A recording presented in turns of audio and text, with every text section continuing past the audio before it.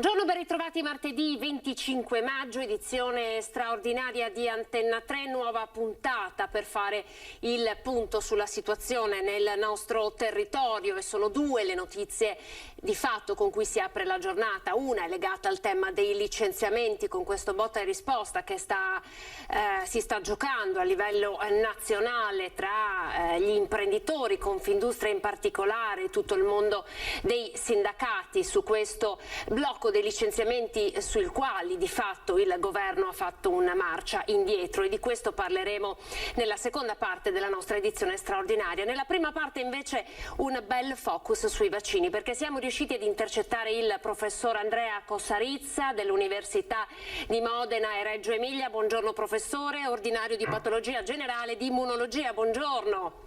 Buongiorno a voi. Allora, noi l'abbiamo tanto cercata, professore, perché riteniamo che sia ancora il momento di aprire un focus ampio sui vaccini. La campagna vaccinale sta proseguendo. Nella nostra regione il presidente Luca Zaia ha detto dopo i quarantenni si passerà ai giovani, quindi anche agli adolescenti e agli operatori del mondo del turismo, necessario per ripartire con il turismo quest'estate e con le scuole in sicurezza a settembre. Ma con lei e con la sua presenza vogliamo partire facendo luce un po' sulle diverse tipologie di vaccini, perché tra i quarantenni, cinquantenni e i sessantenni c'è ancora chi prenotato il proprio appuntamento si chiede: ma che vaccino mi farà? Quindi facciamo un po' chiarezza sui diversi tipi di vaccini e sulla loro efficacia anche di fronte alle varianti. Dunque, rispondo subito alla prima parte, sì, che non è una domanda. Di fatto si farà il vaccino che c'è, non è che uno possa scegliere più di tanto. Entro certi limiti abbiamo dei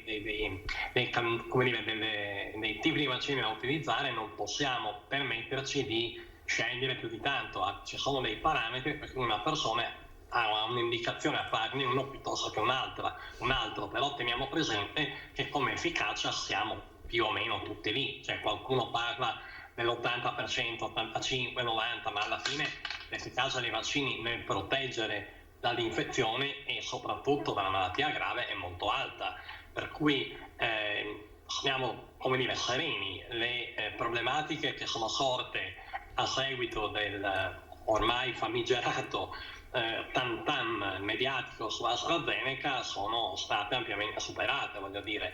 I vaccini che abbiamo sono vaccini a DNA o a RNA messaggero. Tutti i vaccini devono fare una cosa, cioè portare nelle cellule dell'organismo, in particolare nella sede di iniezione, le informazioni per produrre una proteina del virus, ovvero per produrre la proteina spike. Una volta che l'informazione è arrivata, la proteina è prodotta, viene riconosciuta dal sistema immunitario che fa una risposta immunitaria contro la proteina. Il DNA ha vita breve, l'RNA ancora meno, per cui sono sono molecole che spariscono in fretta dal nostro organismo dopo aver fatto il loro lavoro, che è quello di far vedere, di portare un'informazione per far produrre appunto la proteina spike. C'è un'evidenza su quanto dura questa protezione del vaccino? Si parla di 6 mesi, 8 mesi, un anno? C'è qualche informazione in più? Ovviamente le informazioni sono quelle che si riferiscono a quando sono stati fatti gli studi. Una volta ho detto una mezza battuta che se lei vuole sapere cosa accade tra un anno deve aspettare 12 mesi, non c'è altra possibilità. Che vuol dire che se il vaccino è stato usato a gennaio per la prima volta, oggi siamo in maggio, abbiamo un follow up di 5 mesi. Se aspettiamo luglio avremo 7 mesi, aspettiamo dicembre saranno 12. Questo è il concetto. Allora, gli studi che abbiamo visto finora dicono che c'è un'immunità molto buona in persone che hanno avuto il Covid 8, 10, 12 mesi fa. È abbastanza ragionevole pensare che accada lo stesso per i vaccini, anche se in questa è una situazione, in questa pandemia, predire il futuro, fare previsioni è quanto di più azzardato ci possa essere. E so che lei ci ha sempre chiesto di non rivolgere le domande in questo senso. Quando ci siamo sentiti al telefono lei ha detto non mi chieda del futuro, perché stiamo anche noi cercando come scienziati di capire che cosa accadrà. Però una domanda gliela voglio fare sugli adolescenti, perché è un po' il tema di questi giorni. Si riparte a scuola in sicurezza, si deve vaccinare, questo lo chiede anche il mondo della scuola, si devono devono vaccinare i ragazzi.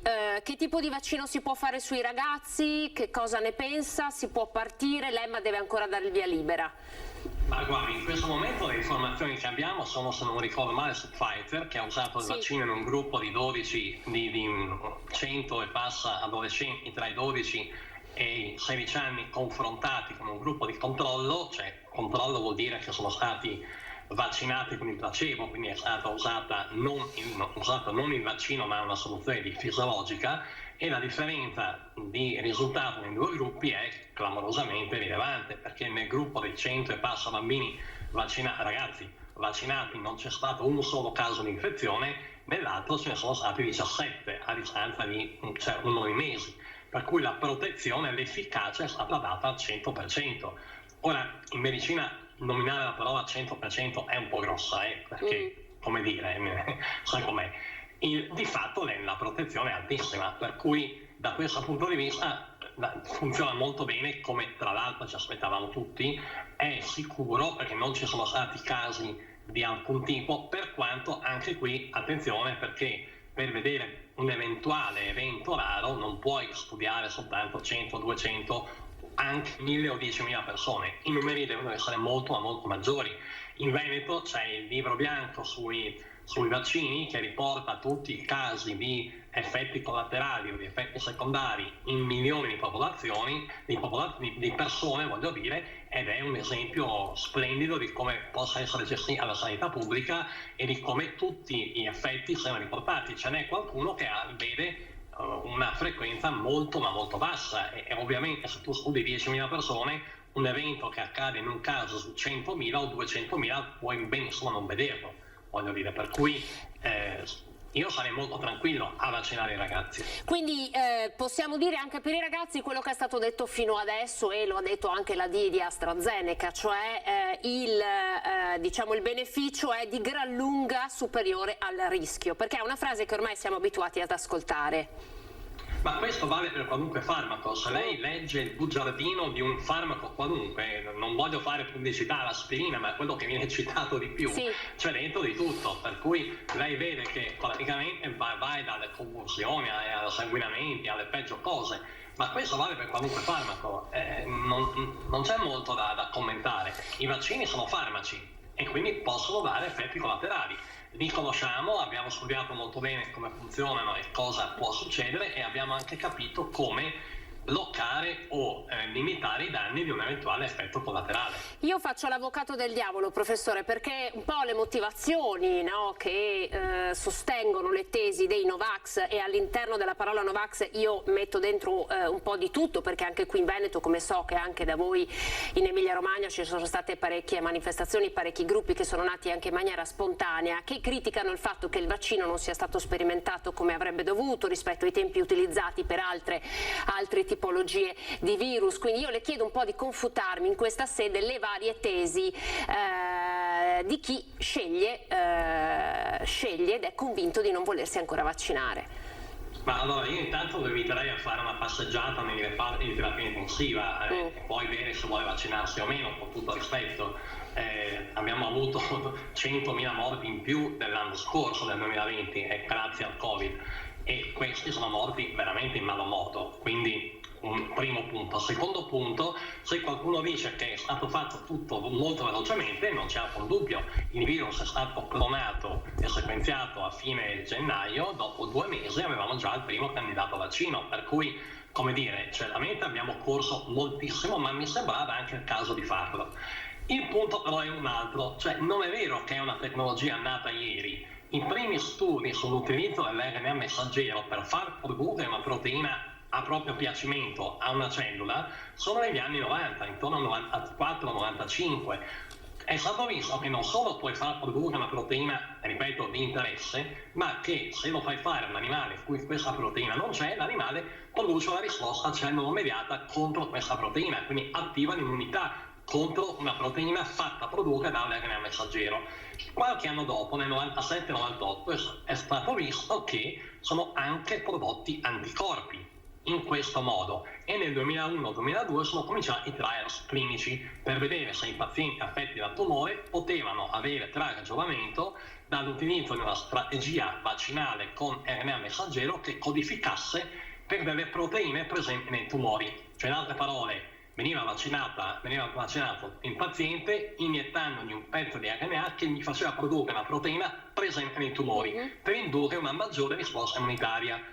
Non ha funzionato benissimo, ma non ha funzionato perché la terapia dei tumori, o comunque i tumori, spesso sono a uno stadio talmente avanzato che il sistema immunitario può farci pochino, diciamo, no? Però queste attività sono cominciate intorno al 2002-2003, quegli anni lì, quindi sono almeno 20 anni o quasi 20 anni che si utilizzano strategie di questo genere e conosciamo piuttosto bene cosa accade. Senta, io so che lei è stato vittima di vari e svariati insulti, perché poi lei sui social è molto attivo anche come ricercatore, poi parleremo di un studio di ricerca guidato proprio da lei e dalla sua università. Lei è stato vittima di parecchi insulti perché insomma gli haters sono davvero esplosi, soprattutto nei confronti dei vaccini. Quali sono un po' le argomentazioni che portano e quali sono le risposte che lei ha dato e sta dando? Ma dunque le argomentazioni sono sempre quelle, cioè che siamo dei criminali, che siamo dei nazisti. Tra l'altro nazista viene anche scritto con un punto e virgola in mezzo alla parola, perché in questo modo un eventuale software di riconoscimento di Facebook o Twitter o quello che è non becca la parola nazista e quindi non elimina l'autore di questo insulto dal social. Ma di fatto sono insulti che io trovo piuttosto noiosi, perché vede, l'altro giorno abbiamo fatto una diretta Facebook, YouTube eccetera con l'Università di Udine, quindi il professore Pucillo e la giornalista Maria Santoro e altri con il direttore di Udine ed altri colleghi, e hanno cominciato a insultarci alle 4 in punto e hanno smesso alle 19, dopo 3 ore. Ma gli insulti erano poi sempre quelli, cioè c'era un copia e incolla di tutti gli insulti da parte di una decina di persone che facevano un po' ridere. Cioè dico, ragazzi, insultatemi per l'amor di Dio, ma un po' di fantasia, se no ci annoiamo anche noi, no? Quindi non insulti sui contenuti, ma insulti a prescindere. A prescindere, sì, no? Poi fai vedere un vaccino, ti dicono, ecco, avete ucciso i nostri bambini, volete farci diventare tutti transgenici. Ma com'è possibile, professore, che non si riconosca la bontà di un vaccino? Cioè, le percentuali sono evidenti, da quando si è iniziato a vaccinare 80 e 70 anni la mortalità è crollata. Com'è possibile che non si riconosca questi che sono dati? A me c'è gente che crede che la Terra sia piatta ancora, per cui io francamente non saprei che dire. L'universo dei Novax e delle persone che non credono nella scienza perché me lo ha detto mio cugino, per capirci, è veramente il mondo è pieno, fai molta fatica a capire perché le persone abbiano questi atteggiamenti, però attenzione perché siamo in un paese complicato, perché credo ieri o l'altro ieri il Senato italiano nella Repubblica ha approvato la regolamentazione per l'agricoltura biodinamica. Allora, l'agricoltura biodinamica non è il biologico fatto con quello che c'hai in casa, ma è una concezione dell'agricoltura per cui tu, per migliorare le prestazioni del tuo campo e avere i prodotti più buoni, devi integrare delle corna di vacca ripiene di letame all'inizio del campo rivolte verso la luna, perché in questo modo attrai i raggi cosmici. Dopodiché devi integrare pelle di topo ripiena di non so cosa in vari punti del campo per concimarlo. Cioè qui siamo alla stregoneria pura. Allora lei capisce che se il Senato italiano approva questo tipo di cose non va mica tanto bene, cioè siamo proprio forse più avanti. Non ha aiutato anche nei confronti di una certa diffidenza, ad esempio verso il vaccino AstraZeneca, il balletto che è stato fatto con vari atteggiamenti diversi dai vari paesi europei. Insomma non siamo riusciti ad avere una linea comune e a difendere il vaccino.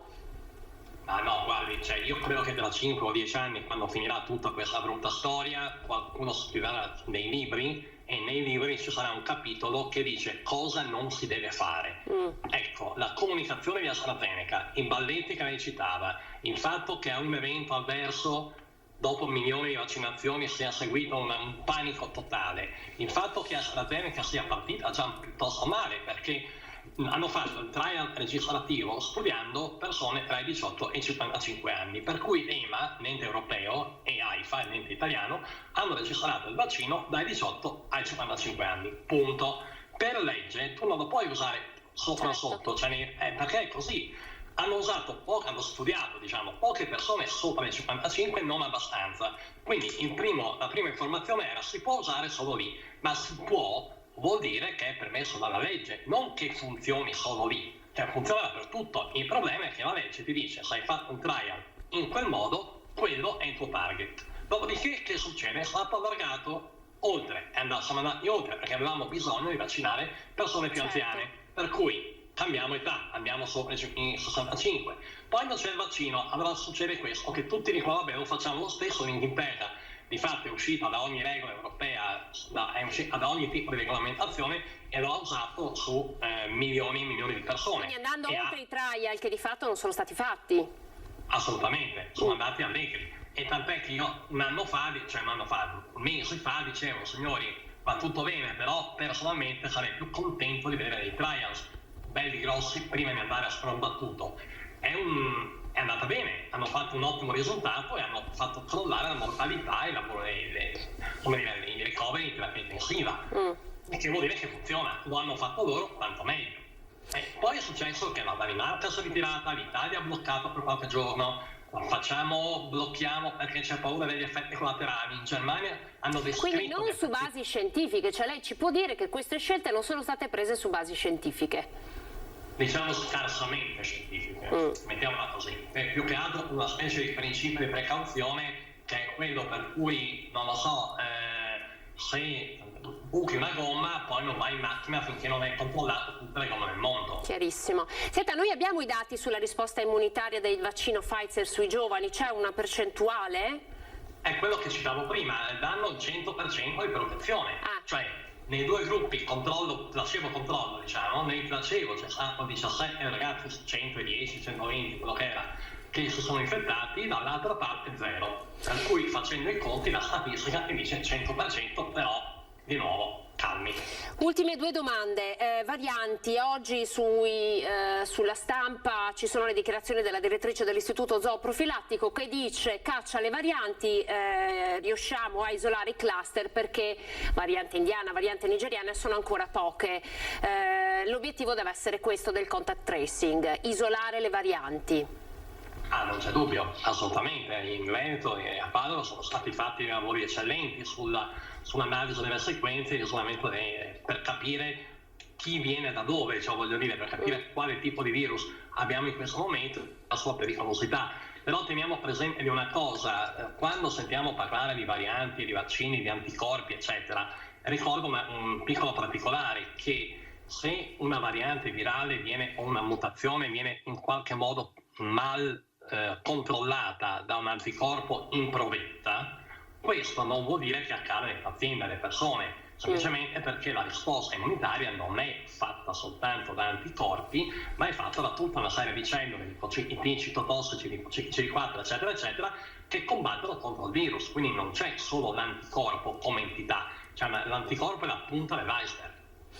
Senta, le faccio un'ultimissima battuta prima di congedarci. So che lei non ama parlare di futuro, ma insomma riusciremo a togliercela questa mascherina all'aperto almeno quest'estate, secondo lei? Se siamo vaccinati? È una domanda a cui non rispondo, semplicemente perché è una predizione, io non predico nulla. Però io personalmente penso che dobbiamo continuare a tenerla, fino a qua, almeno mascherina e distanziamento sono gli unici metodi per bloccare la trasmissione tra le persone. I vaccini proteggono non al 100%, al 90-95%, il che vuol dire che su 1000 persone 50 non rispondono bene per motivi più vari. Allora, se lei vede 1000 persone in una settimana, di queste 1000, anche se tutte vaccinate, 50 non hanno una efficace risposta immunitaria, per cui sta a lei rischiare o meno di prendersi un possibile virus, una possibile variante da persone in cui il vaccino non ha funzionato. Un po' lì. Rischiamo di non uscirne mai però così? No, ne usciamo quando avremo una protezione molto alta e quando saremo a casi zero a livello nazionale. Io sono molto conservativo in questa cosa, magari non sarò simpatico a molti, ma non so che farci. Io personalmente penso che una pandemia come questa la combatti, la vinci quando siamo veramente a pochissimi casi. Per il momento ce ne sono ancora tanti. Abbiamo la rianimazione che ha dei letti ben occupati, le malattie infettive sia qui che altrove sono piuttosto piene, per cui non siamo ancora arrivati al punto di togliere le mascherine. Draghi qualche giorno fa ha detto che ci vorranno 2 mesi, io non faccio previsioni, però sono piuttosto convinto che sia una previsione buona, forse un po' ottimistica, però va bene. Grazie professore davvero per il suo tempo e la sua chiarezza. Andrea Costarizza, grazie, buon lavoro a lei e alla sua squadra. Arrivederci. Grazie a voi. Allora, noi andiamo in pubblicità, chiusa questa parte introduttiva, poi con Cristian Ferrari tra pochissimo per parlare di licenziamenti. A tra poco.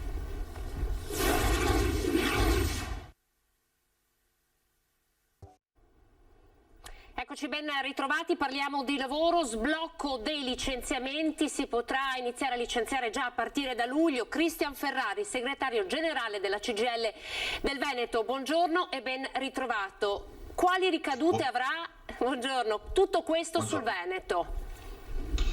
Ma noi abbiamo quantificato i potenziali esuberi una volta tolto il blocco dei licenziamenti in circa 30.000 licenziamenti nei 12 mesi successivi allo sblocco nel solo Veneto. Lo abbiamo fatto confrontando la media del dato storico dei licenziamenti economici in Veneto che sono stati registrati prima del Covid fino al 2019 con quelli del periodo Covid in cui era vigente il divieto di licenziamento e si registra una riduzione con questo divieto di oltre il 60%. Quindi noi abbiamo un potenziale aumento dei licenziamenti economici post-moratoria di circa 6.000 licenziati in più ogni trimestre. Annualizzandolo fanno 24.000 licenziamenti solo per tornare ai flussi normali del 2019 ed è una stima anche prudente perché da un lato abbiamo un dato di partenza che sono 8.600 lavoratori che sono già oggi formalmente coinvolti in procedure di crisi aziendali già aperte in Veneto e fino ad oggi congelate ed è la componente più esposta. Dall'altro il nostro calcolo è sottostimato anche per il fatto che parliamo del confronto col 2019 in cui la situazione economica era di gran lunga migliore rispetto a quella di oggi e dei prossimi mesi. Senta, ma perché è troppo presto allora sbloccare adesso? Confutiamo un po' quello che dice Confindustria. Sì, innanzitutto perché noi abbiamo una situazione economica in cui la nostra economia regionale è stata letteralmente terremotata dal Covid. Meno 9% di PIL, meno 10% di investimenti, meno 12% di consumi, meno 8% di export e così via.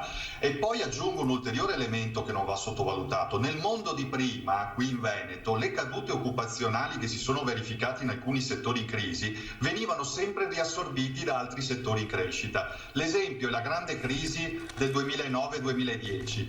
Nel corso del decennio fino al 2020 noi abbiamo assistito ad una riduzione significativa dei posti di lavoro dell'industria che è stata più che compensata con la crescita nel terziario, nei servizi, più 145.000 posti di lavoro. Ma oggi e per chissà quanto tempo questa alternativa di ricollocazione, per quanto più povera, non ci sarà proprio perché il terziario è l'ambito più colpito e più in sofferenza e insomma direi che queste sono ragioni per non sottovalutare e insomma per essere prudenti rispetto ai tempi. Senta, quando un lavoratore è in cassa integrazione non può fare formazione, questa è la denuncia che arriva da Confindustria. Siete d'accordo anche voi che forse questo dovrebbe essere cambiato?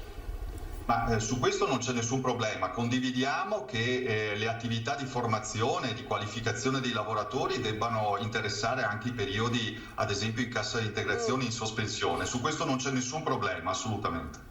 Perché l'accusa, no, di fatto che è mossa dal governo con la decisione di Orlando che è stata inserita diciamo un po' all'ultimo nel decreto sostegni bis, Confindustria dice noi così le riforme non riusciamo a farle, cioè loro continuano a sostenere che il mondo del lavoro è cambiato e quindi il lavoro va riformato. Ma guardi, noi pensiamo che prima di togliere il tappo del divieto dei licenziamenti noi dobbiamo fare la riforma strutturale del sistema degli ammortizzatori sociali che è in discussione. Non bisogna invertire l'ordine dei fattori, prima si licenzia e poi si fa la riforma. Noi pensiamo che prima bisogna mettere mano a quella riforma per avere tutti quegli strumenti per poi gestire le inevitabili ristrutturazioni che ci saranno e che caratterizzeranno, attraverseranno il nostro sistema produttivo nei prossimi mesi. ma per farlo mettendo al centro non la pretesa di licenziare subito dal 1° di luglio, ma mettendo al centro la difesa dell'occupazione utilizzando tutti gli strumenti alternativi ai licenziamenti che ci sono e che ci saranno, la cassa integrazione, il contratto di solidarietà, il contratto di espansione, gli strumenti di formazione e riqualificazione. Questo deve essere l'obiettivo delle organizzazioni sindacali, delle parti datoriali, penso anche per loro, perché ricordiamo che qui non parliamo solo del posto di lavoro, parliamo anche di una possibile ulteriore caduta della crisi sociale e occupazionale che sarebbe in grado magari anche di compromettere il rimbalzo e la ripartenza che tutti ci auguriamo sia la caratteristica di quest'estate. Grazie Cristian Ferrari, la lasciamo, andiamo al punto stampa di Zaia, grazie, arrivederci. Messicane qui in Veneto sono leader di mercato. Allora, grazie e buongiorno a tutti. Per chi non avesse capito, stamattina ho ricevuto anche l'ambasciatore del Messico. No, magari qualcuno dice cosa stanno parlando questi. Allora, test rapidi 4.729.000, test molecolari 5.327.000. Quindi 10 milioni sono passati. Abbiamo superato i 10 milioni di test. Il numero di positivi totale rintracciato, quindi oltre 10 milioni di tamponi, sono 422.233. Scusate, foglio un po'. Il numero di positivi in questo momento ovviamente continua a calare, 10.531. Nelle ultime 24 ore abbiamo trovato 159 positivi e oggi segniamo un record delle ultime 24 ore perché 159 positivi rappresentano lo 0,46% dell'incidenza, o meglio prevalenza, su 34.431 tamponi, cioè oggi la giornata con il valore più basso della storia. Cosa vuol dire? Vuol dire che fra l'altro è veramente basso, 0,46, perché è riferito a 34.431 persone testate perché per aver avuto un contatto stretto con un positivo, con uno dei 159 positivi. Quindi è veramente un buon dato questo, che è un indicatore che conferma questa tendenza che è in corso. I ricoverati in questo momento in Veneto sono 833, anche qui si sta ancora calando, meno 12. Gli 833 sono così suddivisi: 738 in area non critica, quindi in area medica, e 95 in terapia intensiva, quindi rispettivamente meno 11 in area non critica e meno 1 in terapia intensiva. Terapie intensive che si sommano ovviamente alle terapie intensive non Covid, che sono 341.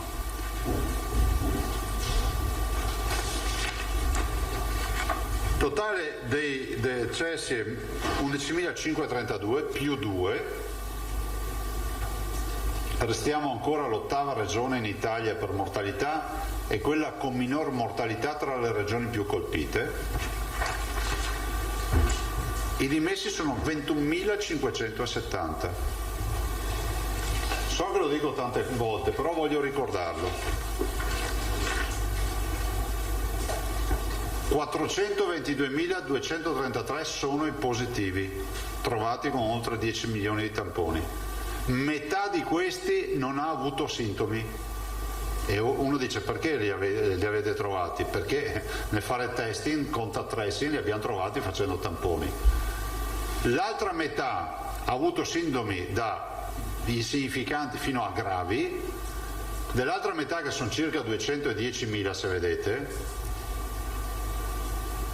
quindi sono stati curati a casa, quasi 180.000 persone sono state curate a casa, quindi dei 400.000 metà non hanno avuto sintomi, 180.000 si sono curate a casa, 21.000 sono andate in ospedale, che è esattamente il dato che ci dà statistico del 5-7% del totale dei positivi rintracciati, eccolo qua, 5 per 4, 20, lo vedete, sono 20.000 persone che hanno avuto bisogno dell'ospedale.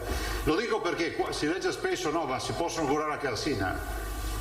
Sostanzialmente di 422.000 positivi solo 20.000 sono andati in ospedale, il resto questi 380.000 o non avevano sintomi o 180.000 sono stati curati a casa. Ve lo dico perché dietro c'è la squadra ovviamente dei medici di base, delle USCA, insomma di tutti quelli che hanno lavorato per la cura a casa, a domicilio dei nostri pazienti. Le vaccinazioni stanno procedendo, ovviamente siamo nei giorni di magra perché adesso attendiamo l'arrivo dei vaccini, arrivi importanti rispetto a forniture degli RNA messaggeri, quindi di Pfizer in particolar modo. Vi confermo che abbiamo intenzione di aprire al mondo del turismo, con tutta probabilità apriremo con la modalità della forzatura, cioè nel senso che l'operatore turistico entra nel nostro sito e troverà la casella operatore turistico e si prenota e ha l'obbligo di certificare la sua posizione, quindi il contratto di lavoro o una dichiarazione del datore di lavoro per la vaccinazione. Vi dico anche che con l'assessore abbiamo fatto una lunga riunione stamattina e noi avremo un'opportunità che sono, pensate, 20.000 ce li abbiamo già più o meno, 40.000 arrivano la prossima settimana, Johnson & Johnson si va a 60.000. Quindi stiamo facendo una verifica per capire anche il grado di utilizzabilità sotto i 60 anni di questo vaccino, perché sarebbe molto ambito dal mondo del turismo perché prevede una sola dose ed è ovviamente un vaccino assolutamente certificato EMA, autorizzato e tutto. C'è il tema del consenso informato, ma vogliamo fare una cosa in assoluta sicurezza e certezza. Comunque vi annuncio che noi al più tardi della prossima settimana, cioè proprio farla al massimo alla fine della prossima settimana, partiamo con l'operazione del mondo del turismo. Adesso vedremo di capire se riusciamo a recuperare la Johnson & Johnson, riusciamo subito ad avere 60.000 dosi pronte, che sono 60.000 dosi definitive, vi ricordo. Se non riusciamo partiremo con slot non a pieno regime, ma andremo a regime nelle settimane successive, perché poi mancano sempre i vaccini. Cioè vorrei ricordarvi che in questo paese si parla sempre di dati statistici, di quanto vacciniamo, di quanto facciamo, ma ci si dimentica di dire che non abbiamo vaccini. Cioè, vi è chiaro che noi non abbiamo vaccini. Se voi vedete il nostro bollettino di oggi, ne siamo fatti 32.000, ma noi potevamo farne 3 volte tanto. Non abbiamo vaccini. Siamo ormai al 96% di magazzino esaurito, se non arrivano vaccini, pensate, se andate a vedere il bollettino che vi daranno oggi, vedrete Pfizer meno 6.000. Uno dice, come fa il magazzino avere meno 6.000? Ve l'ha prestato qualcuno? Sono le famose settime dosi, no? Che ci mandano in negativo nel conto, in negativo positivo, nel senso che siccome non erano caricati a magazzino come 7 dosi, ma come 6 dosi, se tu fai le 7 dosi, il magazzino ti dice guarda che stai consumando più vaccino di quello che hai, ma non è così, consumiamo quello che riusciamo a aspirare dal fondo della boccetta. Quindi è veramente una roba tragica la mancanza di vaccini. Cioè io spero che le forniture annunciate in giugno siano così poderose come previsto e che lo siano ancora di più, perché guardate che se di questo passo le regioni virtuose, di fatto noi che abbiamo vaccinato tanto saremmo bloccati con seconde dosi dappertutto, poi è inevitabile, no? Se non le fai prima le fai dopo.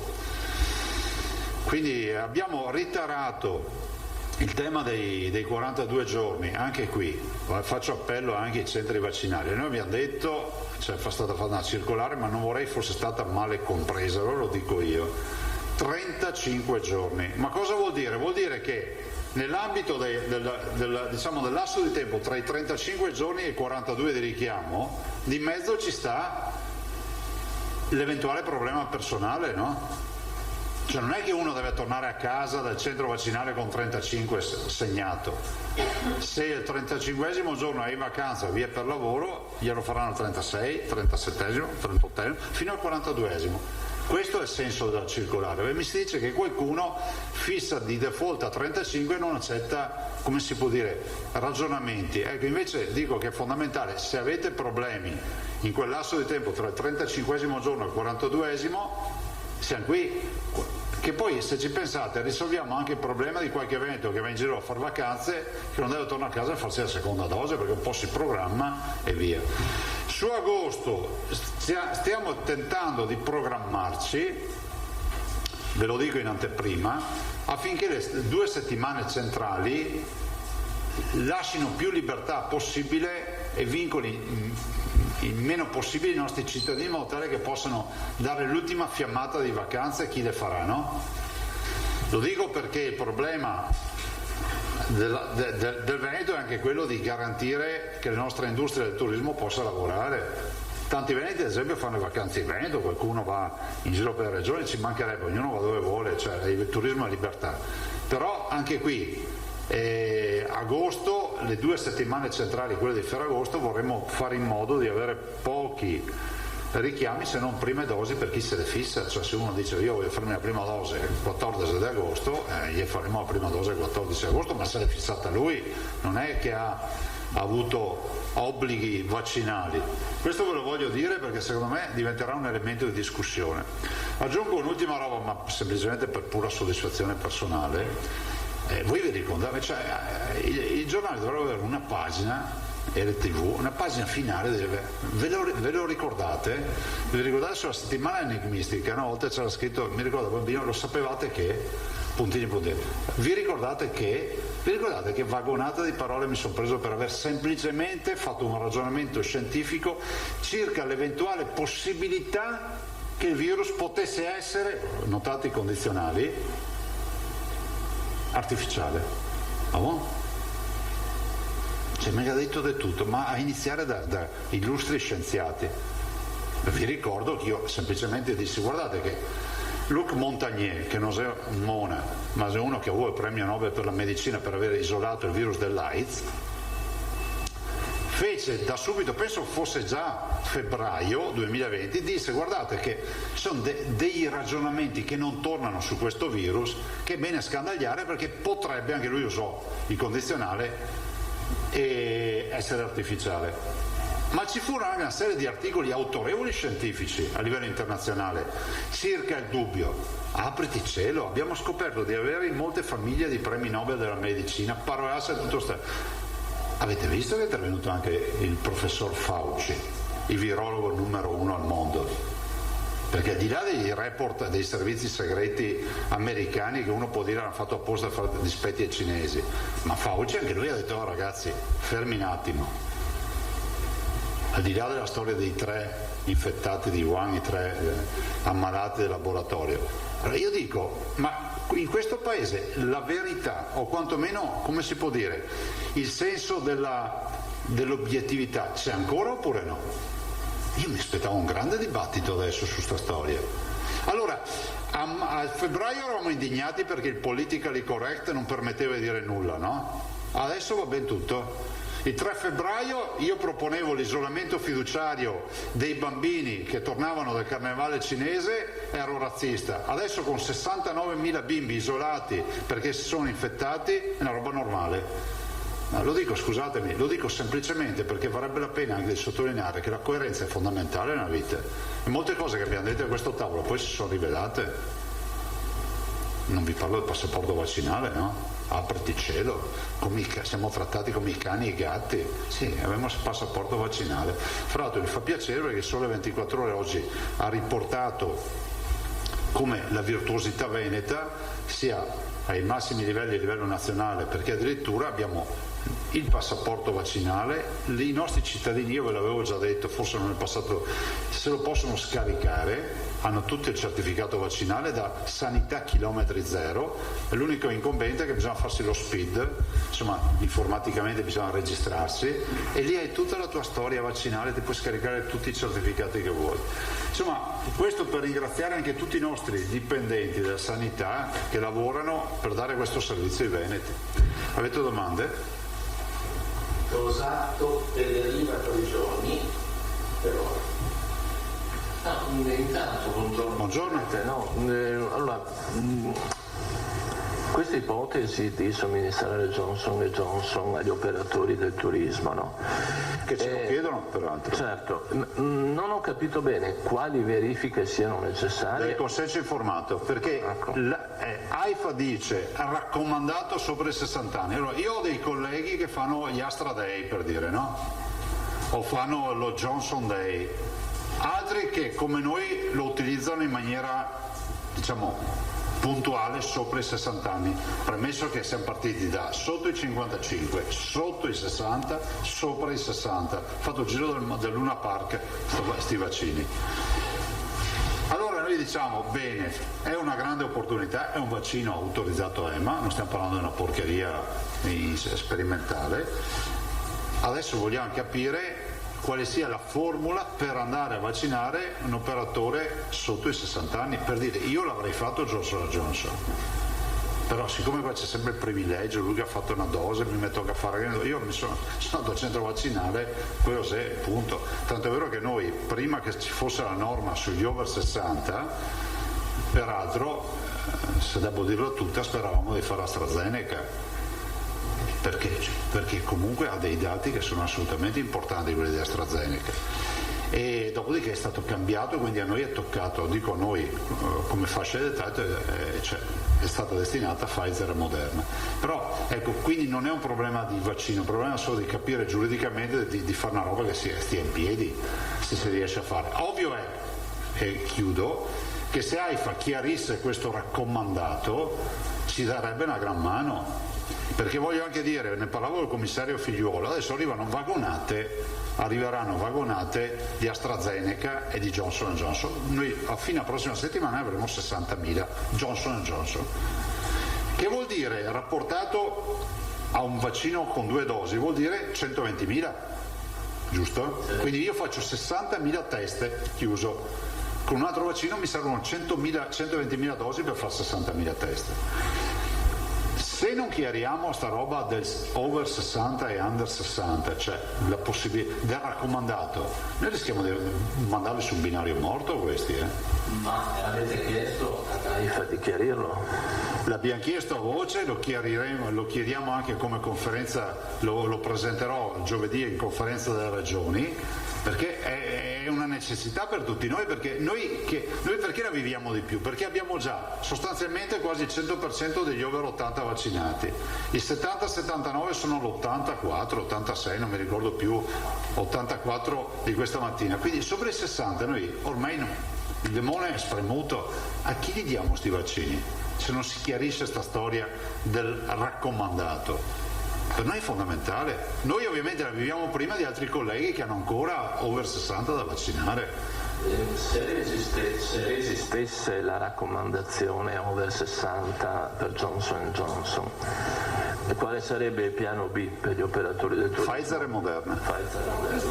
Però più dilazionati invece noi riusciremo. Ma sentite, se resiste, il problema non è che resista, secondo me va bene che ci sia scritto raccomandato, bisogna declinare il concetto di raccomandato, perché siccome siamo in un paese nel quale le carte contano di più dei fatti, no? Qua c'è un paese che vive di carte, se raccomandato vuol dire che ci dicono guarda, è raccomandato perché pensiamo che il candidato ideale sia un over 60, ma va bene per tutti, e se invece il raccomandato è solo a quelli, capite che sono 2 concetti diversi. Però io ho colleghi, lo sapete, abbiamo colleghi che fanno giornate dedicate a questi, proprio per questo motivo qui. Vogliamo ricapitolare le tipologie degli operatori del turismo? Le tipologie sono albergatori, campeggi, cioè tutto il mondo del turismo, sono 80.000 che abbiamo calcolati, no? Sono tutta la parte alberghiera ricettiva, stiamo parlando appunto di tutto il Veneto, quindi mare, montagna, lago e termale. Quindi ci sono dentro anche le strutture termali e sono circa 60.000. Poi abbiamo 9.500 sono quelli all'aria aperta, quindi andiamo a 69.500. Aria aperta? A campeggi, ecco. Quindi aria aperta a campeggi e stiamo raccogliendo gli ultimi dati sui parchi divertimento, quindi Gardaland piuttosto che Caribe Bay, Caneva eccetera, quindi saranno altri 2-3 mila, mi sembra siano Gardaland, poi gli altri, insomma, quindi arriviamo ai 73-74 mila, insomma, facendo poi che se tutti si vaccinano, e sono anche dati che poi vanno confermati, perché sono dati comunque di Veneto Lavoro, quindi anche che probabilmente prima della pandemia, quindi vanno confermati, però insomma il contingente potrebbe essere questo. Però un turismo covid free non è un miraggio se riusciamo a combinarla velocemente. Allora, noi riusciamo sicuramente a chiuderla. L'aspetto temporale è direttamente proporzionale alla disponibilità dei vaccini, in particolar modo sto Johnson & Johnson che ci permetterebbe la prossima settimana di mettere lì 60.000 persone vaccinate, ce le facciamo una settimana, capite? Le chiedo un'ultima cosa, ma insomma pertiene sempre questo argomento del turismo, no? Solo che riguarda i turisti. Sì. La fatidica vaccinazione, insomma il richiamo alla seconda dose ai turisti. Qui ogni giorno ci sono opinioni diverse, insomma mi pare che anche i soggetti cambiano opinione di frequente. Federica, presidente della conferenza delle regioni, adesso dice che la vede difficile, prima aveva detto che era una bella idea, prima ancora che non gli sembrava praticabile. Al di là di questo, siccome a breve ci sarà la visita del ministro del turismo di Garavaglia che lei ci ha annunciato, ne ha parlato con il ministro per eventualmente sostenere e sbloccare questa cosa? Ma ne abbiamo parlato assieme anche con altri governatori, però il tema è questo, non è un totem ideologico. Io ho posto una questione, non mi sembra irrilevante, tanto è vero che i nostri operatori mi hanno detto magari potessimo vendere anche questo plus in più, che poi riguarderà lo 0,0% dei turisti, però uno dice c'è anche il missile per andare sulla Luna, ma nessuno vuole andarci, però c'è. E l'ho sempre detto, così evito anche quelli che fanno le battute, ho sempre detto che guardate che la condizione principale è che ci siano i vaccini, questo l'ho sempre detto. Dopodiché, perché dico che è fondamentale che ci sia una decisione nazionale? Non per tenermi le mani libere, perché il foglietto che io lascio potrei rilasciare al turista che viene da un'altra regione italiana, deve essere accettato dalla sua regione per la registrazione. Tutto qua. Se dopo si dice che questo non fa perdere tempo, non vogliamo, è ovvio che uno si può anche programmare la vaccinazione in base ai suoi impegni, però è pur vero che avendo pochi vaccini in Italia uno è costretto a vaccinarsi quando lo chiamano, o no? Questa è la questione che ho posto. Forse noi abbiamo una sensibilità maggiore rispetto a questo tema perché viviamo di pane e turismo e orgogliosamente parliamo del nostro Veneto. Io quando faccio tutte le dirette in TV c'ho sempre il pannello del Veneto, anzi devo cambiarlo perché c'è la neve e già che lo cambio, e vedo che i miei colleghi iniziano a imitare questo pannello, no? Ma è giusto che sia così, ogni regione deve proporre le sue storie. Noi ne abbiamo tante, a noi ci vorrebbe un maxi schermo da cinema più che una televisione, perché abbiamo tanti di quei circuiti turistici a far paura. Però De Luca ha detto che offrirà anche caffè e alimenti. Sì, ma noi ancora di più, lasciamo anche il caffè sospeso. Grazie. Prego. Grazie, buongiorno Presidente. Buongiorno. Ho capito l'aperto del collega Tosato, quando lei parla di chiarimento da parte di AIFA sul consenso informato, intende dire che se il cittadino, operatore turistico in questo caso, è disponibile a firmare il consenso informato circa eventuali effetti collaterali che dovessero esserci, malgrado abbia meno di 60 anni, questo potrebbe bastare? Beh sì, ma io direi ancora una cosa ancora molto più tranquilla e mi sembra di buon senso, che si chiarisse questo raccomandato. Se fosse chiarito in maniera un po' più articolata, eviterebbe magari l'imbarazzo di dover far firmare consensi informati o altro. Ovvio che... Come sollevando la responsabilità? No, nel senso che si spieghi ancora meglio cosa significa il raccomandato. Qualcuno dice ma raccomandato vuol dire che se ne hai, c'è anche questa interpretazione, ve lo dico per onestà, se hai altri vaccini da fare sotto i 60 anni li fai, se non ce li hai usa quelli che sono raccomandati sopra i 60. Ok, se è questa la lettura a noi va benissimo, basta che ci venga meglio esplicitata. Non è un attacco AIFA, è una richiesta, ma ne aveva bisogno, ma ne avrà bisogno anche il commissario, perché nel momento in cui tutte le regioni arriveranno ai nostri livelli di aver saturato gli over 60, ti ritrovi col magazzino che cresce e devi fare una scelta. Ok, poi rispetto all'agenda di Ferragosto, quando dice cerchiamo di avere meno vincoli possibili nelle 2 settimane centrali, questo significa che non verranno fatti appuntamenti? No, li facciamo, ma io inferiori? spero solo per prime dosi, faremo in modo di liberare il più possibile.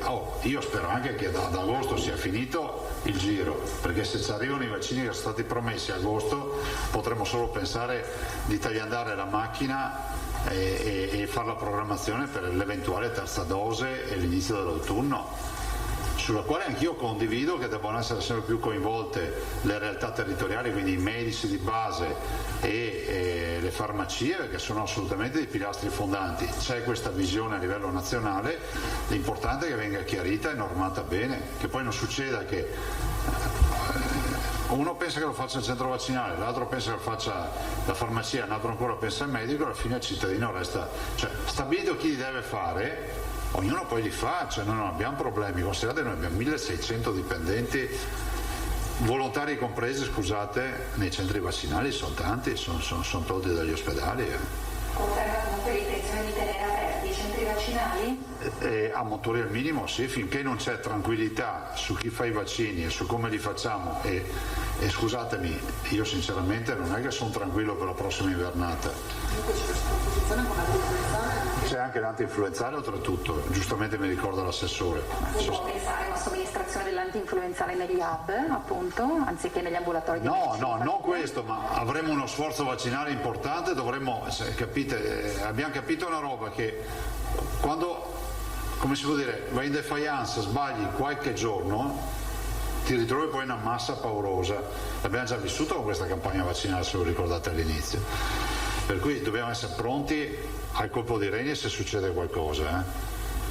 L'ultimo tema, Presidente, il Green Pass. Sì. C'è confusione tra i cittadini su come si può ottenere questa certificazione, dal momento che tra l'altro sono state annunciate delle possibili indicazioni nazionali uniformi. Nell'attesa come ci si deve comportare? Nell'attesa c'è il certificato che rilasciamo alla vaccinazione. Ed è uno dei 3 profili. Poi c'è chi ha avuto il Covid e invece è guarito, una risposta anticorpale per così dire naturale. Chi rilascia quel certificato? Lì bisogna farsi il medico, però va normato.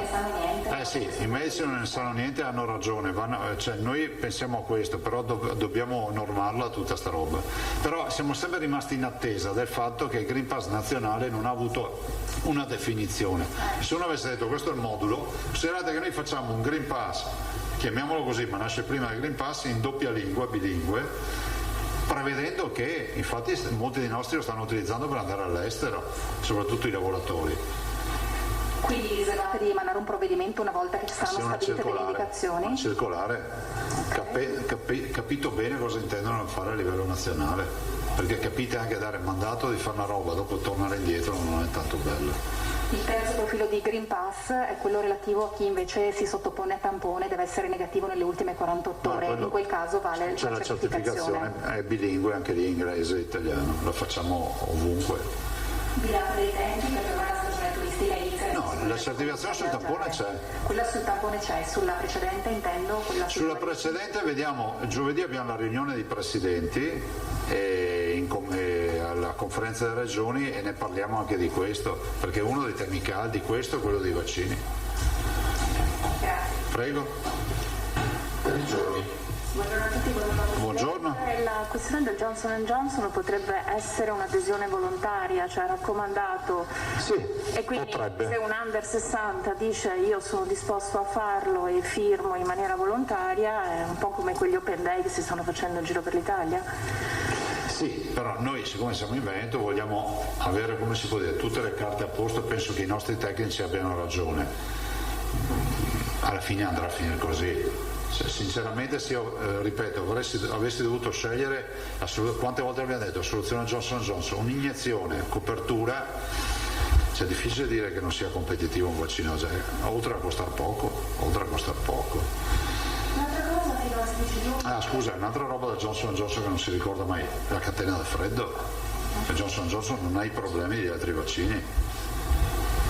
Dicevo, fino al 16 giugno c'è la copertura per tutte le prenotazioni, richiamo. Quasi tutte, ce ne sono ancora degli slot liberi. Ok, grazie. Sì, c'è ancora qualcosa. Altre domande, Marco? No. Altre domande? Grazie signori. Sì, prego. No, Assessore, scusa. Sono sempre molto tranquillo, era una questione che poi... Coniglio, 2-3 conigli. Ha un coniglio nel cilindro? No, arriverà il comunicato nel pomeriggio con i numeri, però oggi è stata approvata la delibera, quella per quanto riguarda i fondi dell'azienda ospedaliera di Padova, e quindi voi sapete, ne abbiamo discusso qui, me l'avete chiesto insomma una settimana fa, oggi è stata approvata la delibera, quindi quei 2 milioni e 2 per le 3 annualità, anticipiamo chiaramente 2020-2021 e poi ci saranno il 2022, però vi arriverà un comunicato con i dati. Sì, poi oggi abbiamo approvato anche un'altra delibera per le forze dell'ordine che si infortunano durante una sparatoria, per dirne una, o un incidente con una volante, una roba del genere, per fare in modo di non far pagare il ticket in caso di codici bianchi, nel senso che è un riconoscimento che io ritengo doveroso nei confronti delle forze dell'ordine, che hanno una tutela anche perché fino a ieri si sarebbe dovuto pagare il ticket se uno c'ha una scoriazione da un proiettile, lo dico banale ma per dare un'idea, se non è così tanto problematica un codice bianco e finisce che si paga anche il ticket per essersi preso una pallottola o essersi preso uno spintone da qualcuno, un pugno, una roba del genere. Quindi da oggi, anzi dalle prossime ore, non si paga più. Ho chiesto a sollecitazione. No, ho parlato io fra l'altro con il generale Parrulli, che è stato lui a presentarmi questa necessità, e l'abbiamo adottata, è diventata delibera di giunta. Tu devi ancora una cosa? No, appunto volevo chiedere se c'erano state delibere significative di giunta, ma l'ha detto l'assessore. Ci avete già risposto. Sì, considerate che quella che ha citato l'assessore, il governo ce l'ha impugnata. Cioè, noi volevamo dare stipendio ai nostri medici e il governo ce l'ha impugnata, però alla fine abbiamo vinto la battaglia. Bene, grazie a tutti. Buon lavoro ragazzi, grazie, ci vediamo domani. Avremo novità.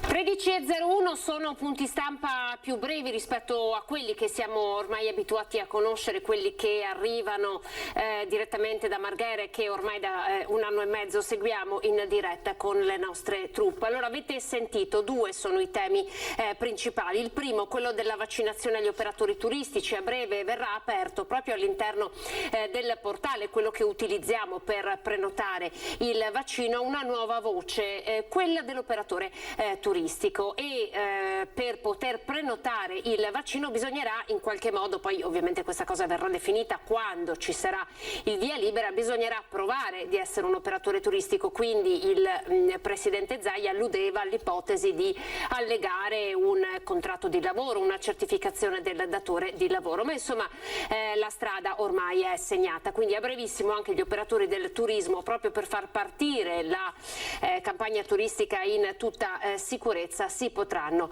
vaccinare. E poi c'è il secondo fronte, quello di Johnson & Johnson e AstraZeneca, che ad oggi sono raccomandati alle persone che hanno più di 60 anni, ma proprio perché ne stanno arrivando molti. In Veneto 60.000 dosi di Johnson & Johnson, che vuol dire, sapete che Johnson & Johnson basta solo una dose, quindi significa 60.000 persone vaccinate. Appunto si possono iniettare soltanto alle persone che hanno sopra i 60 anni, mentre ci sono altre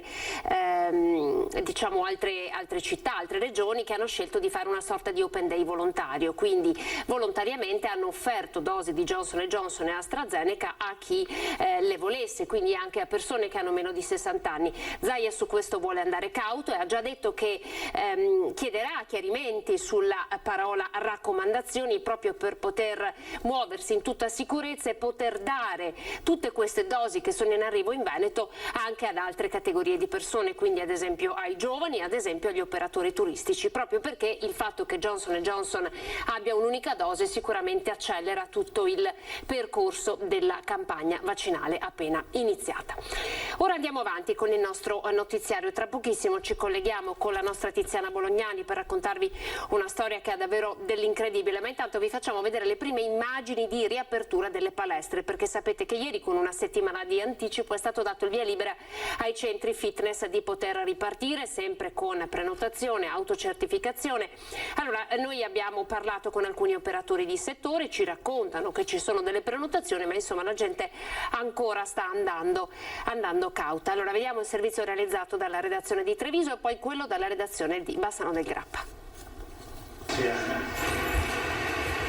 Si riapre dopo un silenzio lungo 7 mesi in sala, quasi in punta di piedi, con gel igienizzanti sparsi un po' ovunque, numero limitatissimo di posti per capienza della struttura, ma le prenotazioni, le prime, sono già arrivate. Tra stamattina e stasera abbiamo 30 persone nella mattinata e una sessantina nel pomeriggio.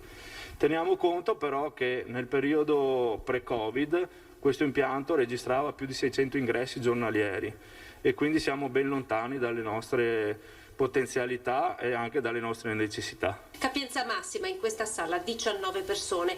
Ogni palestra si è organizzata con intervalli sempre da prenotare di 1 ora e mezza, 1 ora e un quarto, proibito per ora fare la doccia. L'apertura anticipata con l'ultimo decreto, una decisione che ha accontentato tutti i gestori di palestre e centri fitness, che però ora chiedono certezze anche per riprogrammare il numero del loro personale. Ci sono tanti ragazzi che lavorano con professionalità che però devono scegliere il loro futuro, devono avere delle sicurezze. Era una risorsa importante per le loro famiglie l'entrata che veniva da questo lavoro e quindi alcuni hanno dovuto spostarsi in altri settori e con la perdita di professionalità importanti. Spazi, investimenti, risorse umane, una programmazione ancora difficile. La struttura di Preganziol ospita palestra e anche piscina.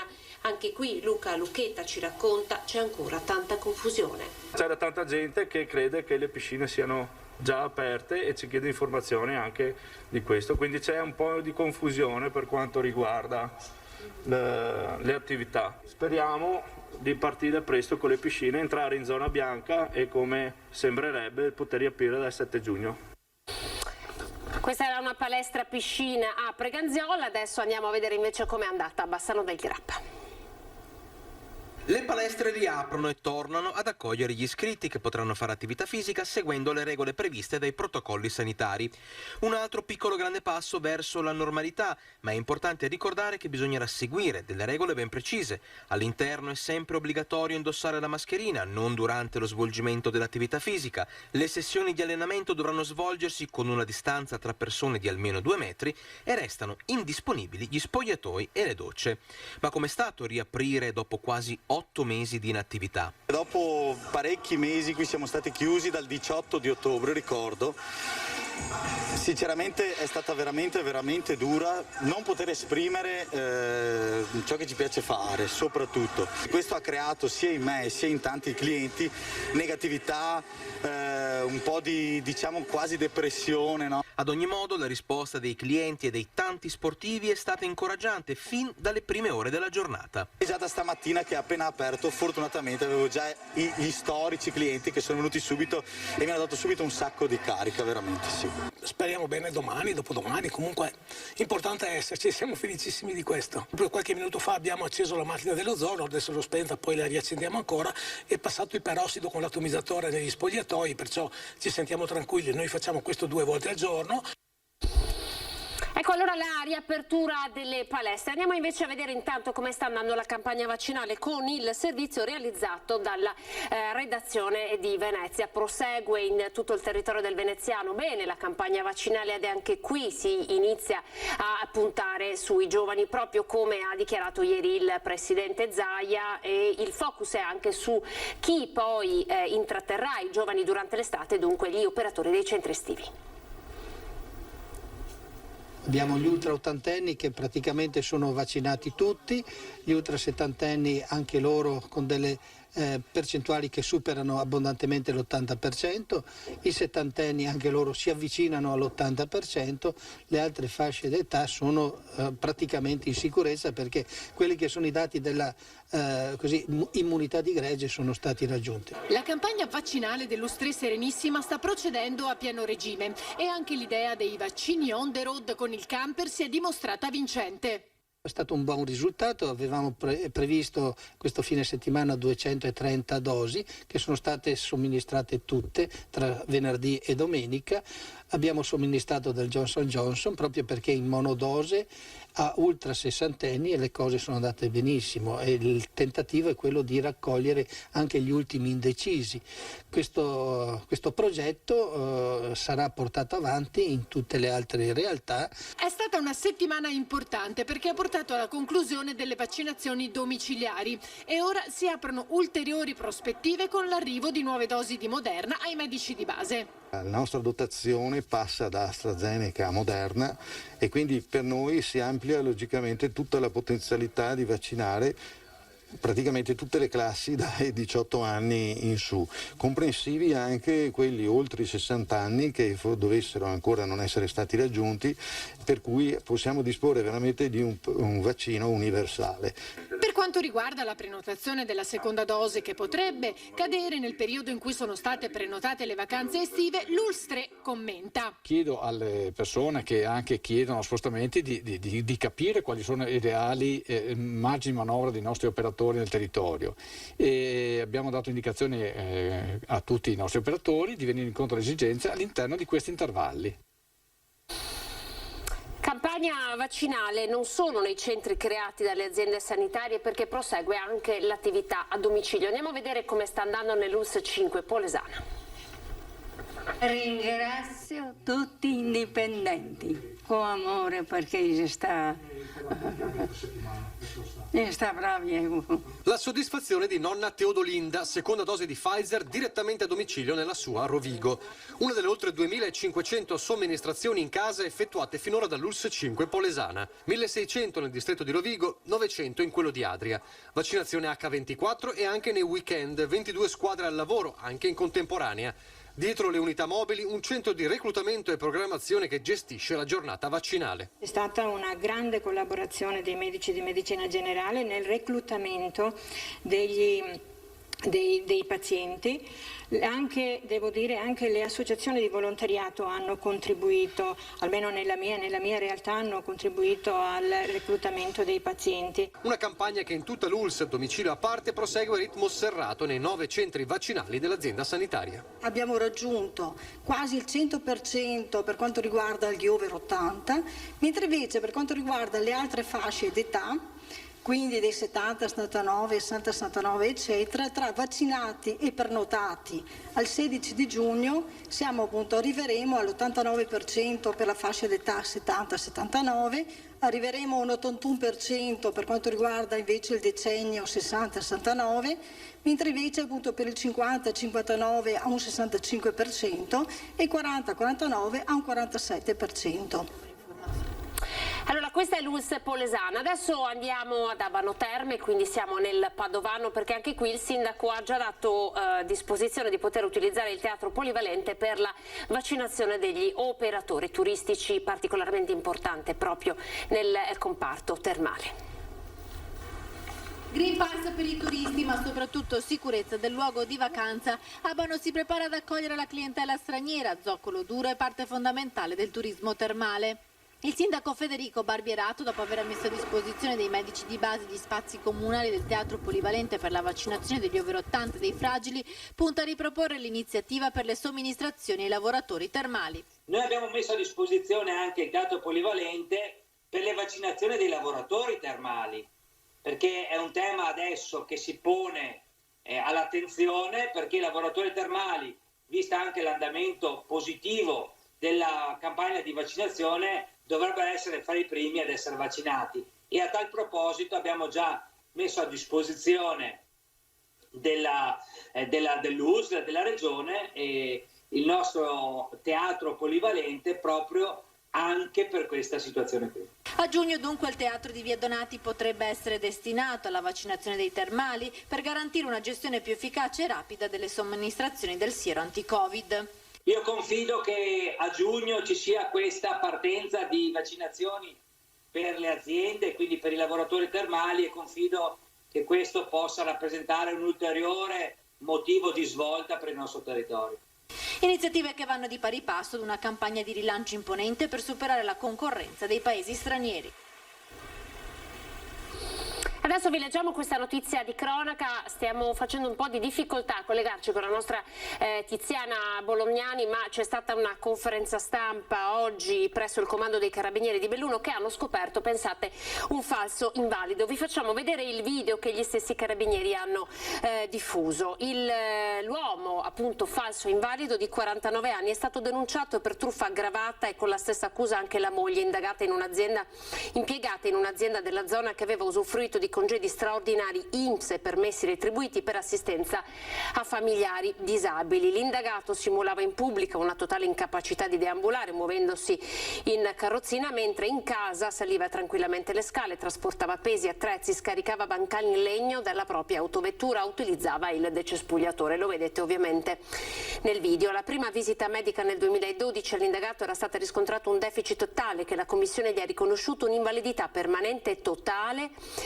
e lavorativa al 100% con impossibilità di deambulare senza l'aiuto continuo di un accompagnatore. Per questo al 49enne era stata riconosciuta una pensione di invalidità di 1.400 euro al mese, più un ulteriore contributo per le cure domiciliari da parte della Regione Veneto di 800 euro al mese. Ebbene, fortunatamente questo falso invalido è stato individuato dai Carabinieri di Belluno. La notizia ovviamente con tutte le immagini e le interviste raccolte da Tiziana Bolognani nel corso del notiziario di questa sera. Veneto 18:30 e Treviso e Belluno 19:30. Ora andiamo in pubblicità, vi facciamo vedere le previsioni del tempo e poi alcuni minuti di pubblicità. Tra pochissimo partirà la seconda parte, l'approfondimento dell'edizione straordinaria, dove parleremo di come si può invecchiare in salute con un ospite d'eccezione dell'ULSS 2. A tra poco.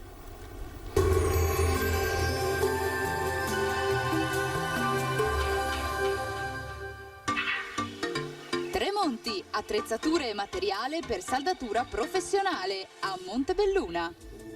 Bentrovati al meteo. Da martedì 25 maggio al via una fase un po' più stabile con l'anticiclone che tenta di riconquistare il nostro territorio, ma non ovunque. Ecco che cosa accadrà, vediamo insieme il dettaglio. Sul Veneto fino al primo mattino residua nuvolosità e nubi basse sulle zone montane e pedemontane, dove sarà tra l'altro alta la probabilità di acquazzoni. Poi schiarite alternate ad annuvolamenti a tratti consistenti. In pianura sarà più sereno o al massimo poco nuvoloso e non si escludono anche qui al pomeriggio dei piovaschi sparsi, specie sulle aree nord-orientali. Venti moderati da direzioni variabili, temperature in ripresa, minime tra 7 e 12 gradi, valori massimi compresi invece tra i 16 e i 24 gradi all'incirca. Ci spostiamo ora sul Friuli Venezia Giulia, dove avremo condizioni qui spiccatamente instabili, con addensamenti, rovesci diffusi, ma anche con qualche pausa un po' più asciutta. Temperature minime tra 10 e 13 gradi, massime sui 17-20 gradi. Infine uno sguardo alla situazione del Trentino Alto Adige. Anche qui avremo qualche pioggia al mattino, col passare delle ore invece sarà più stabile e anche soleggiato. Temperature minime intorno ai 7-9 gradi, massime sui 21-22 all'incirca. Dal meteo di Antenna 3 per ora è tutto, grazie per l'attenzione, arrivederci al prossimo aggiornamento.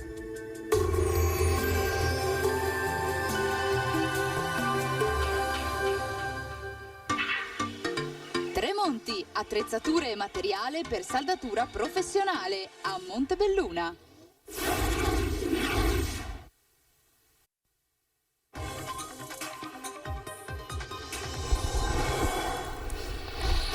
Eccoci Eccoci con l'edizione straordinaria, il nostro approfondimento quotidiano. Questa volta vi presento il nostro ospite, parliamo di salute. Siamo con la dottoressa Barbara Barbato, direttore dell'unità operativa complessa di geriatria dell'ospedale di Montebelluna. Quindi siamo nel Trevigiano, diciamo Marca Trevigiana. Buongiorno dottoressa. Buongiorno a lei, grazie dell'invito a questa trasmissione. Spero che sia di utilità per tutti quanti, soprattutto per la popolazione anziana, ma magari anche quella meno anziana che si appresterà a diventare anziana. Speriamo in buona salute. E lo sarà ancora di più, perché vi ricordo che si può telefonare da casa, quindi il numero che vedete in sovraimpressione è quello che dovete comporre, lo 0422 16 28 332. Ho detto giusto? Altrimenti la regia mi dovrà correggere, perché da qui allo schermo in fondo faccio un po' fatica, però guardate bene, il numero è in sovraimpressione, potete telefonare, quindi avete a disposizione un esperto per fare tutte le domande che ritenete, che magari avete nel cuore e avete bisogno di fare. Oggi possiamo parlare proprio di questo, ma partiamo da un dato, perché lei, dottoressa, ci ha portato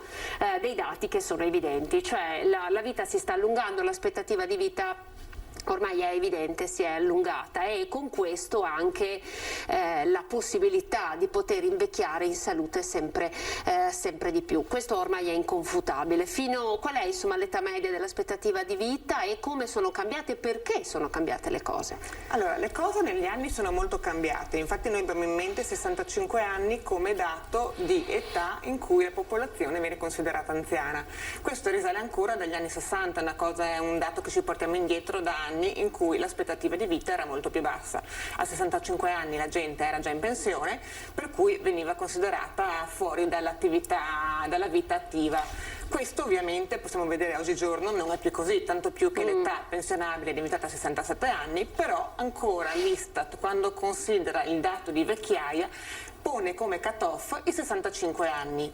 Quindi dai 65 anni in poi possiamo considerare che stia iniziando la vecchiaia? Però non è esattamente così, perché appunto, come stavo dicendo all'inizio, l'aspettativa di vita è cambiata tantissimo negli anni. Oggigiorno l'aspettativa di vita per una donna è di 84,9 anni alla nascita, per l'uomo un po' di meno, è 80,6. Abbiamo delle grafiche sì, e dico alla regia, le abbiamo qui, quindi quando volete poi le possiamo far vedere, anche per aiutare insomma i nostri telespettatori a tradurre i dati che sta dando la dottoressa.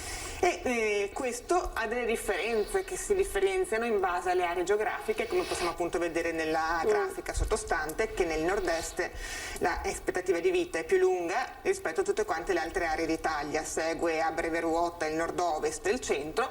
Questo è dovuto in parte a fattori genetici, in parte a stili di vita più corretti, meno corretti, in parte alla prevenzione e in parte anche probabilmente alla sanità, che avendo un ruolo regionale e non nazionale si approccia alle patologie e soprattutto alla prevenzione in maniera diversa, portando dei risultati diversi nell'aspettativa di vita. Diciamo anche che l'aspettativa di vita differenzia molto da una zona all'altra anche in base ai servizi che la comunità rivolge all'anziano, perché appunto non necessariamente diventare anziani deve diventare un problema per la società, anzi deve diventare un valore per la società, e la società se ne deve fare carico per cercare di portare la nostra popolazione che invecchia ad invecchiare nel miglior stato di salute possibile. Quindi lei sta toccando due punti importanti, no? Allora, la prevenzione. Che cosa possiamo fare per prevenire, diciamo, l'invecchiamento o le patologie connesse all'invecchiamento, che ovviamente sono molteplici e tra poco insomma le racconteremo, anche ad esempio con l'alimentazione, oltre ovviamente con una prevenzione diciamo sanitaria, quindi con visite e screening vari, ma anche la vita dell'anziano per il tipo di contesto sociale che attorno adesso viene costruito. Infatti possiamo vedere nella grafica successiva che è vero che è aumentata la speranza di vita della popolazione negli anni, tuttavia non è aumentata di pari passo invece la speranza di vita in buona salute, per cui se prima dicevamo l'età media dell'invecchiamento si veniva considerata 65 anni e superati i 65 anni si viveva 1 o 2 anni in buona salute, adesso che l'aspettativa di vita è nettamente più alta non si è però proporzionalmente allungato gli anni di vita in buona salute, per cui tendiamo ad avere una popolazione sì più anziana che però si appresta a vivere molta parte della sua vecchiaia con delle patologie molto spesso cronico-degenerative che possono limitare anche molto la loro autosufficienza. In questo grafico infatti la parte gialla soprastante è la parte di adesso la rimettiamo, eccola là. La parte gialla allora che cosa significa? Allora, la parte sotto è l'aspettativa di vita generale, la parte gialla invece è quella in buona salute, per cui vediamo che non è aumentata tantissimo, è aumentata di 1 anno e mezzo. Per cui... È questo che lei intende quando parla di fragilità dell'anziano? Sì, diciamo che la fragilità dell'anziano, possiamo vedere c'è un'infografica più avanti, la numero 4 dovrebbe essere. Se mi guidi, eccoci qua, questo? Sì, esattamente. Per la fragilità è considerato uno stato di vulnerabilità fisiologica dell'anziano. L'anziano più o meno è vulnerabile nel suo stato fisiologico. Questo stato è legato all'invecchiamento, ma non necessariamente, nel senso che una persona fragile non necessariamente è una persona anziana, perché anche un giovane che ha più patologie croniche, che vive in un contesto sociale non a lui ottimale, è considerato una persona fragile, perché infatti la fragilità porta a un'alterata capacità di omeostasi, cioè di mantenere il loro stato, e una ridotta capacità dell'organismo di fare fronte ad eventi stressanti della vita. Secondo me è abbastanza esplicativo il disegnetto, non so se lo vede anche il pubblico. Adesso tra poco lo facciamo vedere, stanno caricando la slide. Nel senso che, ecco, vediamo che un anziano può non essere fragile, come l'anziano nella figura sopra, è indipendente, affronta uno stress che può essere una patologia, può essere il lutto della moglie, può essere qualsiasi tipo di evento, problema economico, gli arriva una imprevista bolletta da pagare che va oltre le sue possibilità economiche, quello per lui è un fatto di stress. Se però l'anziano o la persona non è fragile, quell'evento di stress riesce a superarlo senza andare a influire sulle capacità della persona. Invece sotto vediamo un paziente, una persona che apparentemente è uguale, ma in realtà all'interno di sé ha una fragilità, per cui quando arriva il fattore stressante uguale a quello che aveva la persona soprastante, non riesce a far fronte a questo evento di stress e quindi ne esce che non è più indipendente come prima, ha un grado di dipendenza. La fragilità è un concetto un po' difficile da spiegare, nel senso che non c'è una definizione chiara di fragilità. Anche a livello scientifico hanno provato più volte a categorizzare anche con test ergometrici, cioè della forza.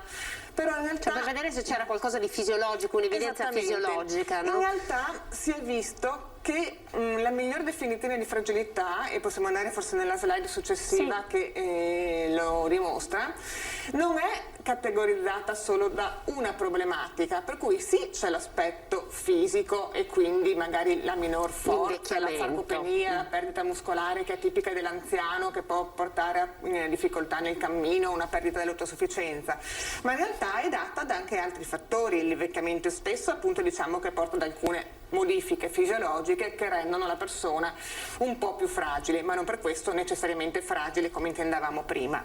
Le patologie croniche che quella persona ha, che molto spesso sono più di una, anche queste fanno parte del quadro di fragilità. La polifarmacoterapia, abbiamo anziani che molto spesso arrivano in ospedale che hanno 7, 8, 10 farmaci al giorno da assumere. Per gestire magari queste varie patologie croniche. A volte a questa farmacoterapia vengono aggiunti anche dei rimedi da banco, dei farmaci da banco che assumono spontaneamente o perché hanno il dolore o per la stitichezza, per patologie insomma non veramente croniche, che però molto spesso affliggono l'anziano e per le quali molto spesso si rivolgono anche senza andare al medico curante semplicemente alla farmacia.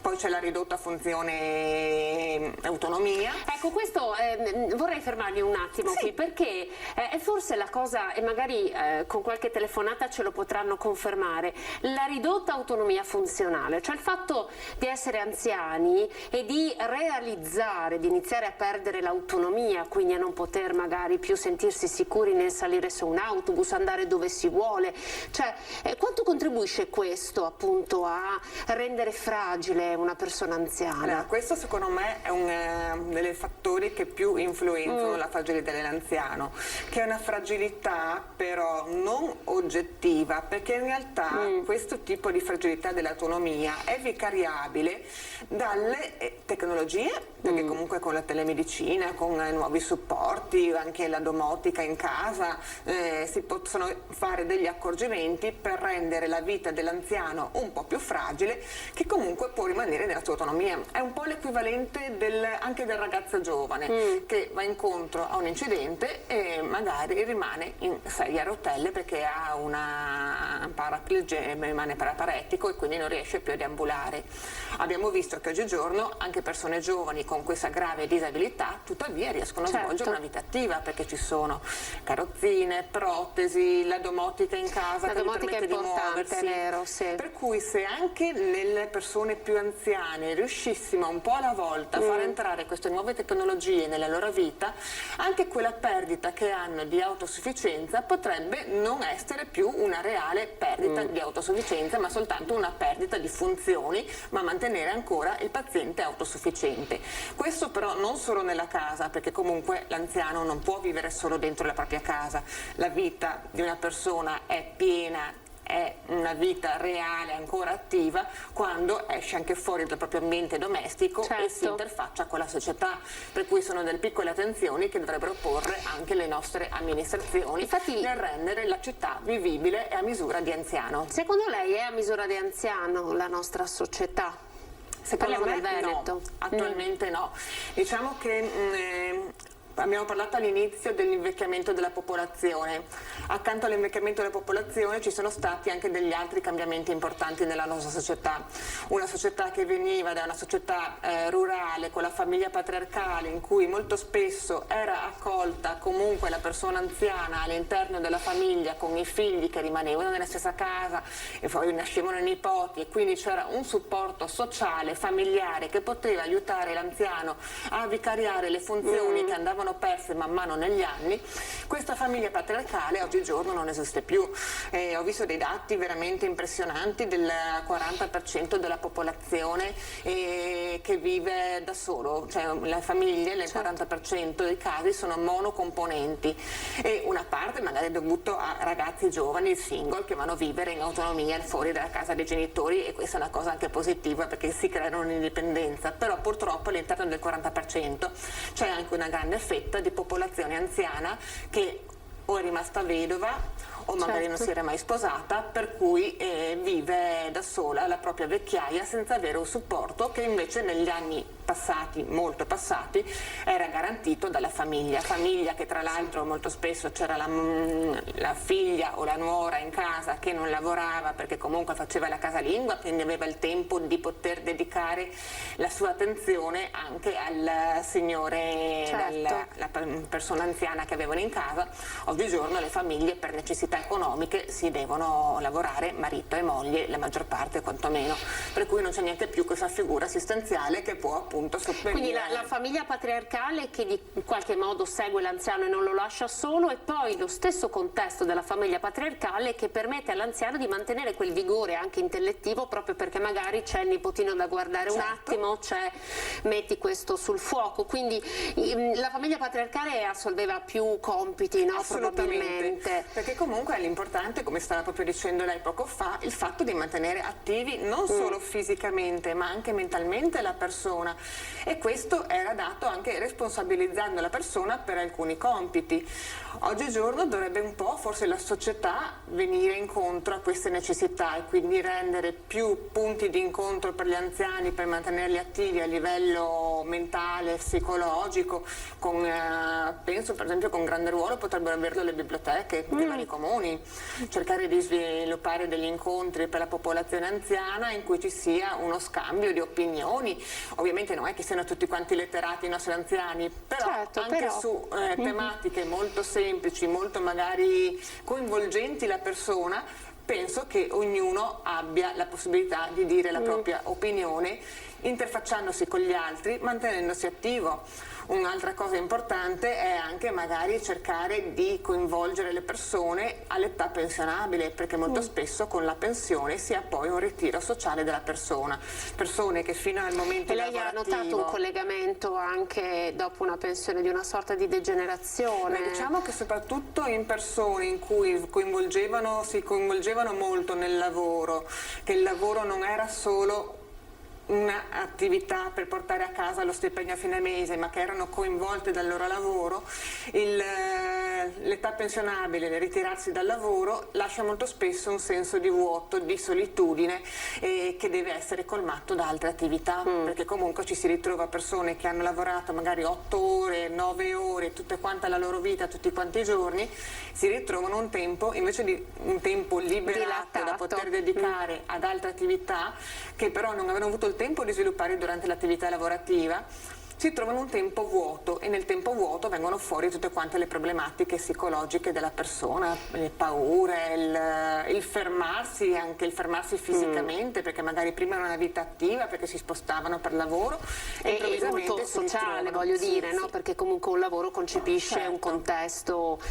Allora veniamo alle patologie, dottoressa, cominciamo un po' a raccontare quali sono un po' le patologie che si incontrano con l'invecchiamento. Nella slide successiva.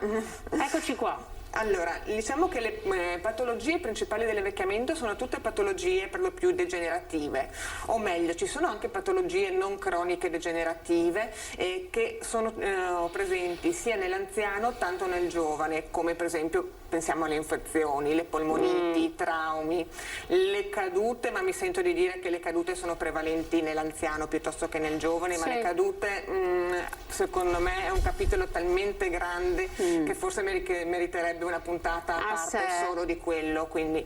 E queste patologie che non sono solo tipiche dell'anziano, ma nell'anziano hanno degli outcome, cioè dei risultati che hanno molto peggiori rispetto nel giovane, mentre un'infezione nel giovane molto spesso è una situazione che guarisce facilmente, nella persona anziana, tanto più se fragile, quindi con una coesistenza di altre patologie croniche degenerative importanti, un'infezione che può sembrare anche banale, una semplice cistite, infezione delle urinarie, può andare facilmente in un quadro di sepsi e portare anche a essere un fatto terminale della vita. Per cui ci sono patologie cronico-degenerative tipiche dell'anziano, patologie invece che non sono tipiche solo dell'anziano, ma che nell'anziano possono avere effetti catastrofici.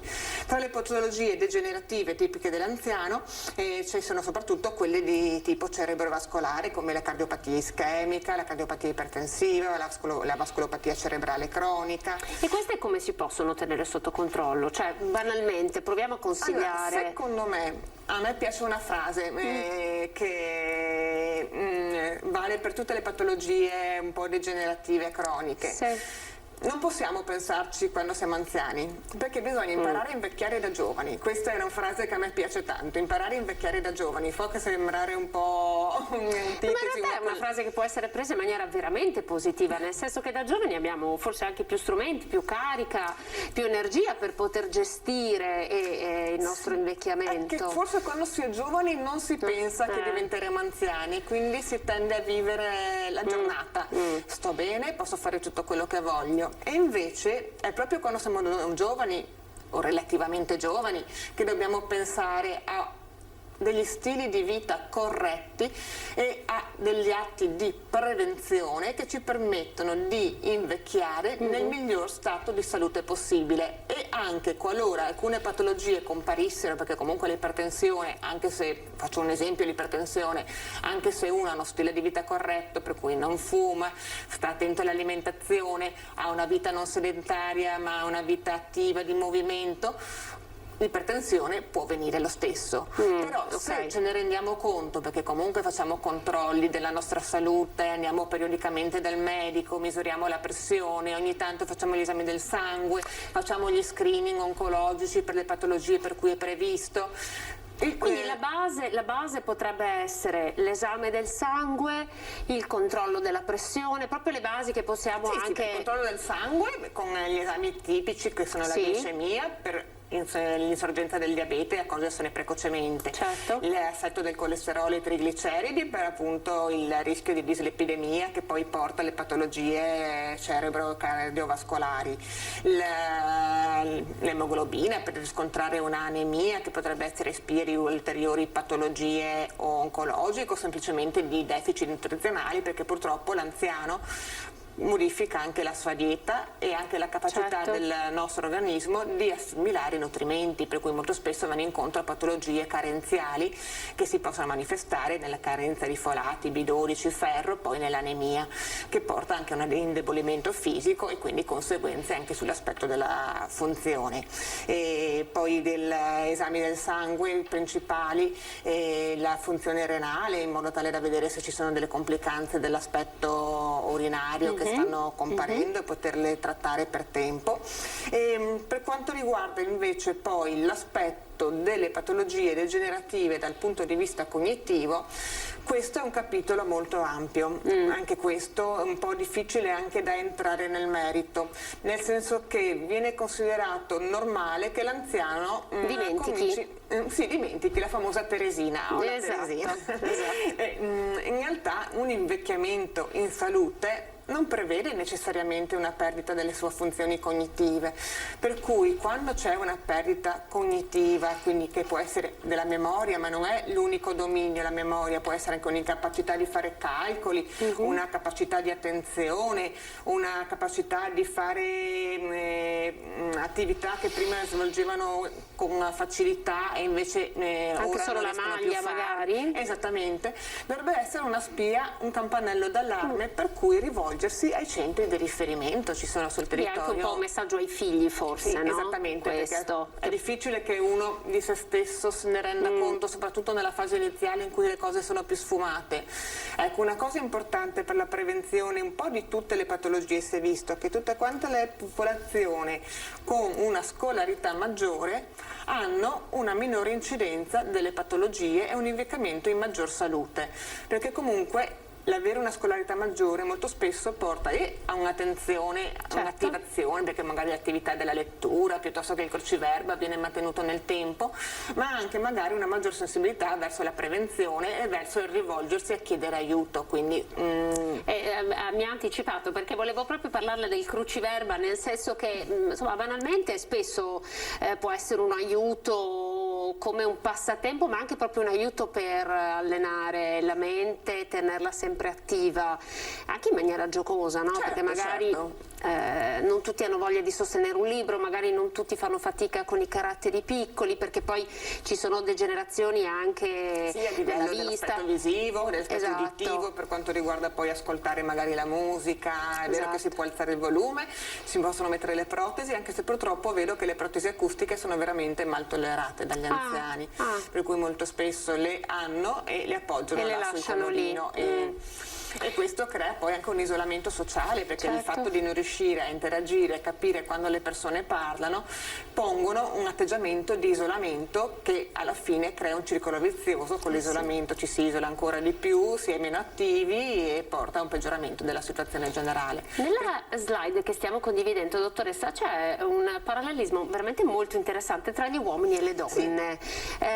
Io leggo dei dati, per chi adesso ve la facciamo vedere, però insomma se non dovesse riuscire a leggerlo bene vi dico alcune cose, perché allora uomini con più di 65 anni, ipertensione se ne soffre con frequenza 45,8%, artrosi 38,9%, diabete 18,3%, bronchite cronica 14,3%, poi scendiamo con le malattie del cuore, infarto 10%. Attenzione a come cambia la situazione con le donne, perché abbiamo artrosi e artrite quasi il 60%, osteoporosi 40%, diabete siamo dunque un po' più giù, 16,8%, e poi spunta una nuova voce, ansia e depressione, 16,7%, cioè di più del 10% dell'infarto per gli uomini. Ecco, trovo davvero questi dati rivelatori. Negli ultimi anni si è sviluppata molto la medicina di genere, perché comunque si è visto che tra uomo e donna ci sono differenze sostanziali nelle patologie, nell'incidenza alle patologie, nel modo di manifestarsi delle patologie e a volte anche del tipo di cura che si possono affrontare per quelle patologie. patologie. Diciamo che questa differenza principale tra uomini e donne nell'età superiore ai 65 anni è data soprattutto dal maggior peso delle patologie cardiovascolari nell'uomo, in quanto la donna nell'età più giovanile, fino a quando non entra in menopausa, ha una protezione ormonale dalle patologie cardiovascolari, cosa che l'uomo invece non ha. Per cui le patologie cardiovascolari hanno un peso maggiore, soprattutto nell'età anziana più giovane, diciamo, nel meno anziano, perché poi invece le cose, se guardiamo le classi di età più anziane, tengono un po' alla volta a livellarsi, sempre con un minimo di differenza in questo senso tra uomini e donne, ma comunque questo divario comincia un po' alla volta ad appianarsi, perché l'effetto ormonale viene un po' alla volta a mancare. La stessa cosa di aspetto ormonale invece si può dire per le donne per quanto riguarda appunto le patologie osteoporosi, nel senso che la patologia dell'osteoporosi ha un grande impatto nelle donne al termine della menopausa, tanto per cui se una persona va in menopausa troppo presto, molto spesso oggigiorno il ginecologo consiglia la pillola di continuare per avere un assetto ormonale corretto, per cercare di ritardare l'insorgenza di questa patologia, che non è tanto un problema in sé come l'osteoporosi, perché l'osteoporosi in sé non fa male, non ha dolori, è un problema che porta a una fragilità delle ossa, per cui un trauma anche banale può avere delle conseguenze catastrofiche come una frattura di femore nel caso di caduta, con delle ripercussioni nella salute a lungo termine. Senta, ripercussioni di questo tipo, anche qui insomma il femore, ne abbiamo anche parlato spesso anche noi, insomma nelle varie trasmissioni, hanno delle ricadute molto pesanti. In questo caso vorrei anche riagganciarmi un po' a quello che lei ha detto prima quando ha aperto quella piccola parentesi sulle cadute. Si cade di più perché si ha meno equilibrio, perché si ha meno attenzione, o si cade di più anche perché viviamo in un contesto difficile, anche sia a livello domiciliare che insomma a livello proprio di contesto, parlo di strade, parlo di marciapiedi. Allora, le cadute si cade di più nella popolazione anziana per una serie di modifiche che avvengono a livello fisiologico della persona, per cui c'è una minor capacità di riflessi, c'è una minor forza muscolare, per cui bisogna fare molta attenzione anche all'alimentazione dell'anziano per cercare di mantenere il muscolo più attivo possibile, anche aumentando un po' l'apporto delle proteine nell'anziano, in modo tale da cercare di dare quei mattoncini che permettono al muscolo di costruirsi giorno dopo giorno e non di perdere il muscolo come invece avviene fisiologicamente. Abbiamo già parlato prima dell'aspetto sensoriale, nel senso che comunque diminuisce l'acuità visiva e quindi fanno più fatica a vedere eventuali ostacoli, c'è anche una perdita dell'udito, come dicevamo, per cui eventualmente anche sentire rumori che possono mettere in allerta. Quando avviene la caduta molto spesso, come dicevo prima, mancando i riflessi, non si hanno più quella capacità di porre le mani in avanti per attutire il colpo o la rapidità di cercare di risolvere la caduta magari semplicemente slogandosi solo la caviglia. La caduta diventa molto spesso con impatto al suolo gravoso che porta quindi a fratture.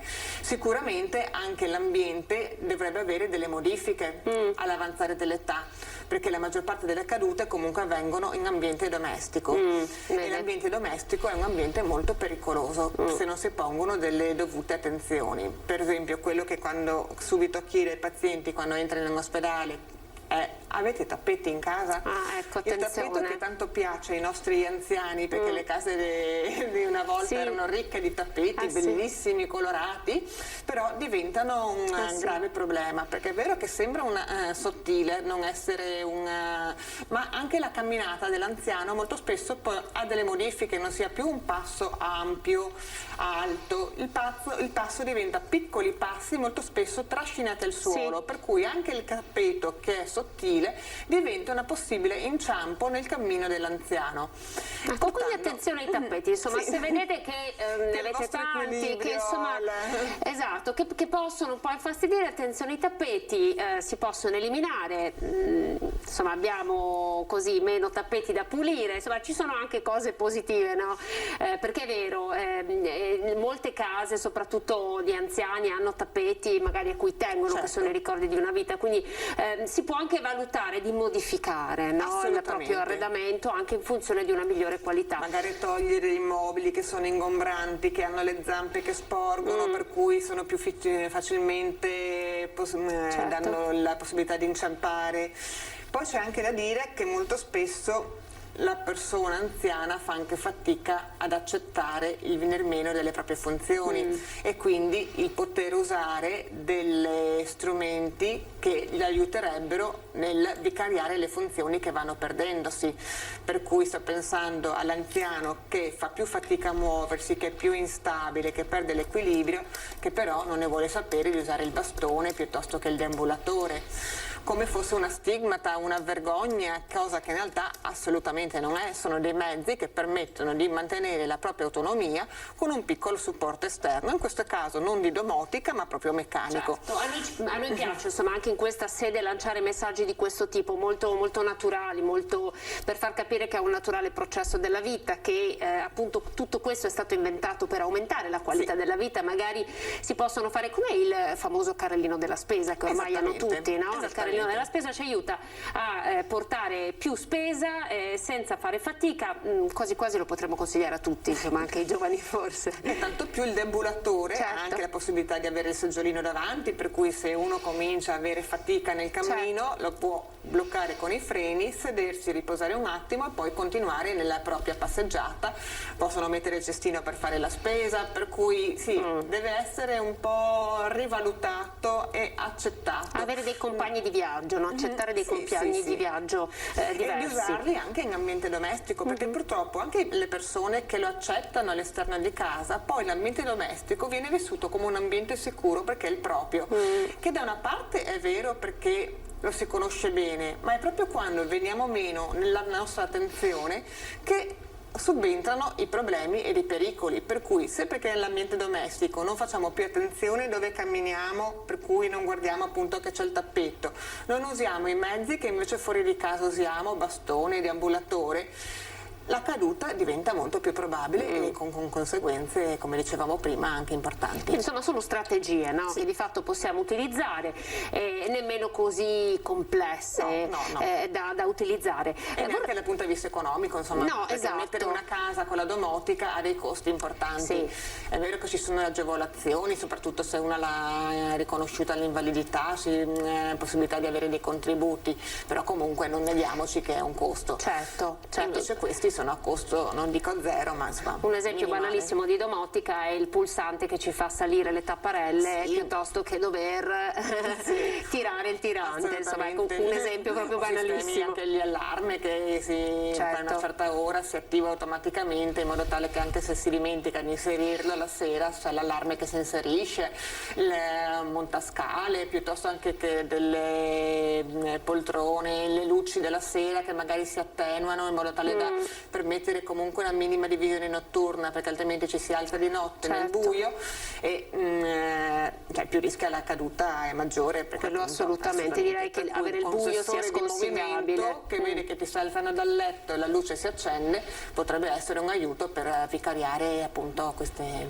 Vediamo gli aiuti, diciamo, aiuti invece quelli che si comprano in farmacia, nel senso che vista questa slide parliamo di osteoporosi, parliamo di artrosi. Quali esami possiamo fare? Che cosa c'è all'interno degli screening che anche lei insomma in geriatria consiglia? Quali integratori possiamo prendere? Allora diciamo che è fondamentale soprattutto per la donna ma nell'anziano in generale è la vitamina D.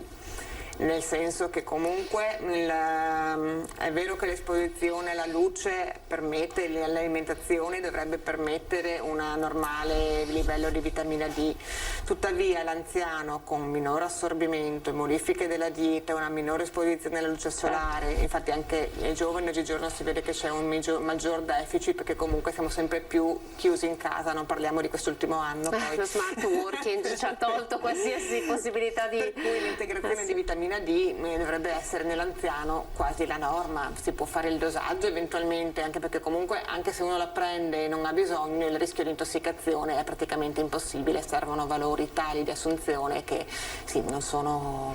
Serve a fissare il calcio nelle ossa. Serve a fissare il calcio nella ossa e quindi a rendere il nostro apparato, il nostro scheletro più solido per poter affrontare eventualmente anche la caduta con un minor rischio di fratture importanti.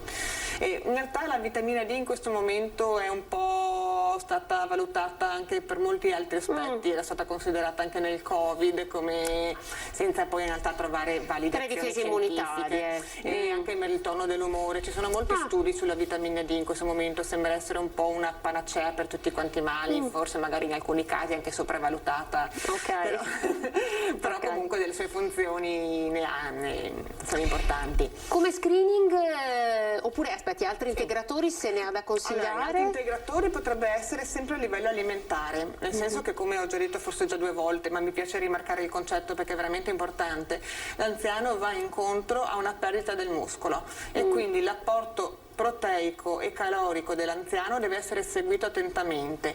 È vero che magari sta più fermo e quindi ha meno necessità di introito calorico, ma non è che per questo non ha più nessuna necessità.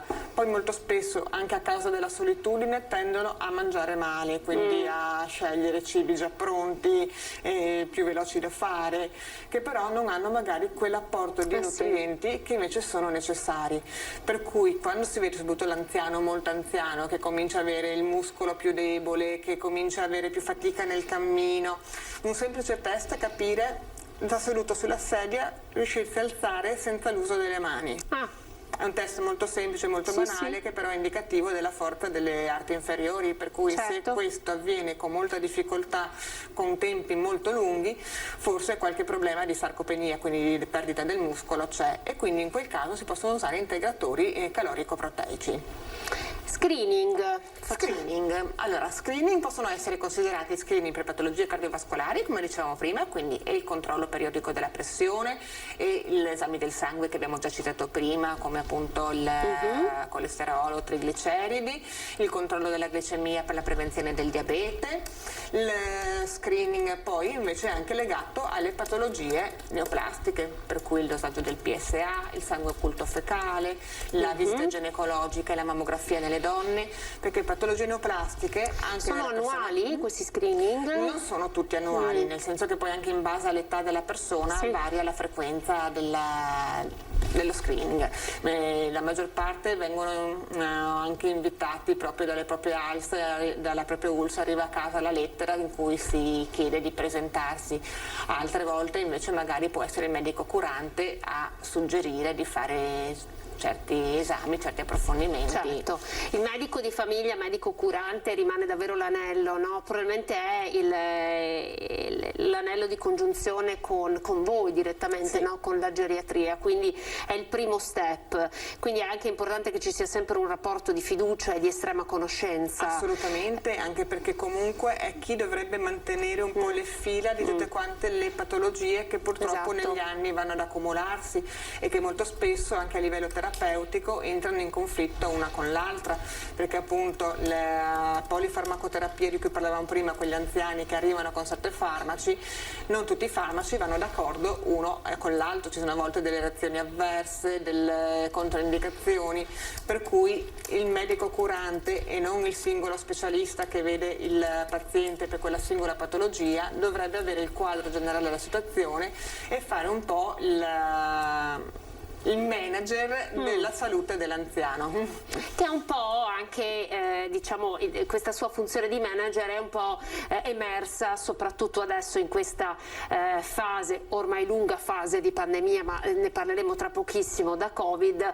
Il medico di medicina generale è colui che avrebbe potuto, diciamo, stilare l'anamnesi, la famosa anamnesi dei pazienti che spesso ci raccontano proprio negli hub vaccinali, magari i pazienti arrivano e svuotano dalla borsetta tutti i vari medicinali che prendono, che magari a volte sono anche una decina, proprio perché, come lei dice, polifarmaci, quindi ci sono tanti farmaci e la scheda è nella mente del medico curante, quello che ha seguito tra l'altro il percorso dall'inizio fino all'invecchiamento, diciamo, del paziente, quindi immagino che in questo proprio il ruolo del medico di base sia davvero... Poi ci sono effettivamente delle situazioni più complesse in cui magari anche il medico di base può fare difficoltà, perché comunque sì, ci sono, non tutte quante le situazioni sono uguali, ma in quel caso comunque ci sono anche ambulatori dedicati in cui il paziente può essere demandato per una visione globale, anche perché nell'anziano, una cosa che ci tengo a dire, è importante avere una visione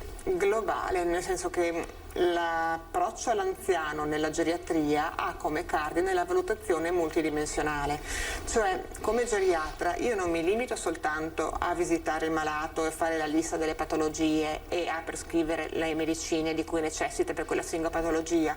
Il geriatra deve prendersi carico della persona, non della malattia dell'anziano, e quindi deve valutare oltre alle patologie l'aspetto sociale, l'aspetto cognitivo, l'aspetto anche economico, perché a volte devo fare il conto con le sue possibilità, le possibilità del paziente su quale strategia proporre, perché ci sono alcune strategie che non sono sostenibili a livello economico. Penso il paziente anziano che vive solo, che a un certo punto perde la propria autosufficienza.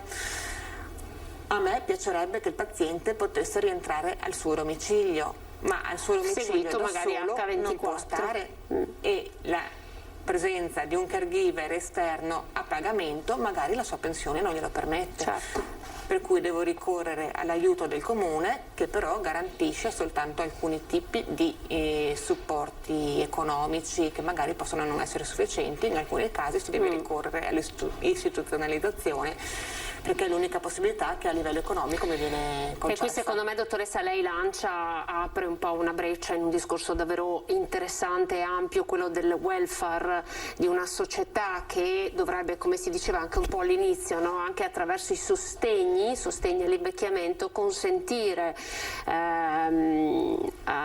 diciamo un invecchiamento in salute, ma anche una qualità della vita durante l'invecchiamento, con dei centri diurni che possono mantenere insomma anche il livello cognitivo alto, ma anche con un'assistenza H24, perché immagino lei ce lo confermerà, il proprio domicilio e la propria storia, essere sradicati dalla propria casa non è mai, cioè sicuramente poi insomma si può anche andare in strutture meravigliose, ma insomma essere sradicati dalla propria realtà e dalle proprie radici forse non è sempre consigliabile.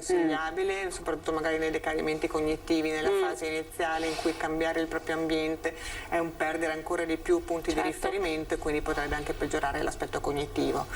E volevo anche lanciare un altro messaggio di belle esperienze che invece so che si stanno nascendo, come l'eco-housing. Ecco, che è un altro, allora quello è un altro tipo di discorso. Co-housing, chiediamo di che cosa si tratta. Co-housing è il vivere sì in autonomia, però supportati da un'altra persona che magari invece ha altri bisogni, per cui l'anziano ha bisogno di una mano perché non è più perfettamente autosufficiente, c'è invece una persona giovane che ha perso la casa e quindi non ha un tetto dove andare, quindi si mette in comunicazione tramite i servizi sociali, generalmente la persona anziana che ha un tetto ma non ha le braccia, diciamo banalmente, con la persona giovane che non ha il tetto ma ha le braccia per aiutare l'anziano. Ecco, queste sono esperienze decisamente innovative, perché non ne conosciamo moltissime, devo dire, siamo ancora un po' indietro da questo punto di vista, magari rispetto ad altri paesi. In questo momento invece so che sono nate delle appartamenti per anziani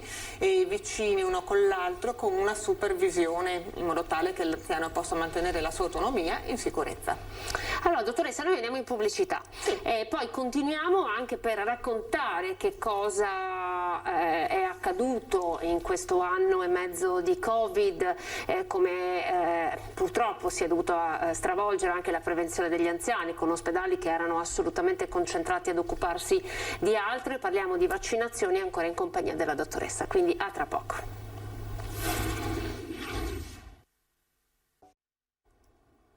Eccoci, ben ritrovati, buonasera. 14.09, Invecchiare in Salute, l'approfondimento che stiamo realizzando insieme all'ULSS 2. Siamo in compagnia, ve la ripresento, di Barbara Barbato, direttore dell'unità operativa complessa di geriatria dell'ospedale di Montebelluna. Ancora grazie per essere qui con noi, dottoressa. È un piacere.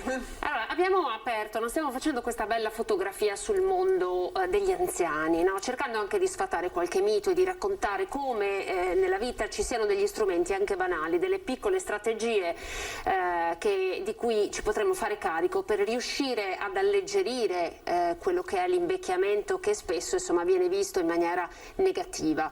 Invece abbiamo la fortuna di poter vivere a lungo, perché è davvero una fortuna, e quindi abbiamo anche insomma dei compagni di viaggio che potremmo iniziare a considerare per fare in modo che il nostro invecchiamento sia quanto più bello possibile. Facciamo vedere la prossima slide, perché anche l'Organizzazione Mondiale della Sanità ha cercato di dare una definizione di invecchiamento. Infatti, cioè, l'invecchiamento in buona salute, l'Organizzazione Mondiale della Sanità non lo definisce come un invecchiamento privo di patologie, perché purtroppo l'essere umano va incontro alle patologie, per cui sarebbe una utopia credere che l'invecchiamento senza patologie sia una cosa possibile, ma lo definisce come un processo di sviluppo e mantenimento delle proprie abilità funzionali che consentono a quel soggetto di vivere in autonomia e indipendente anche in età avanzata.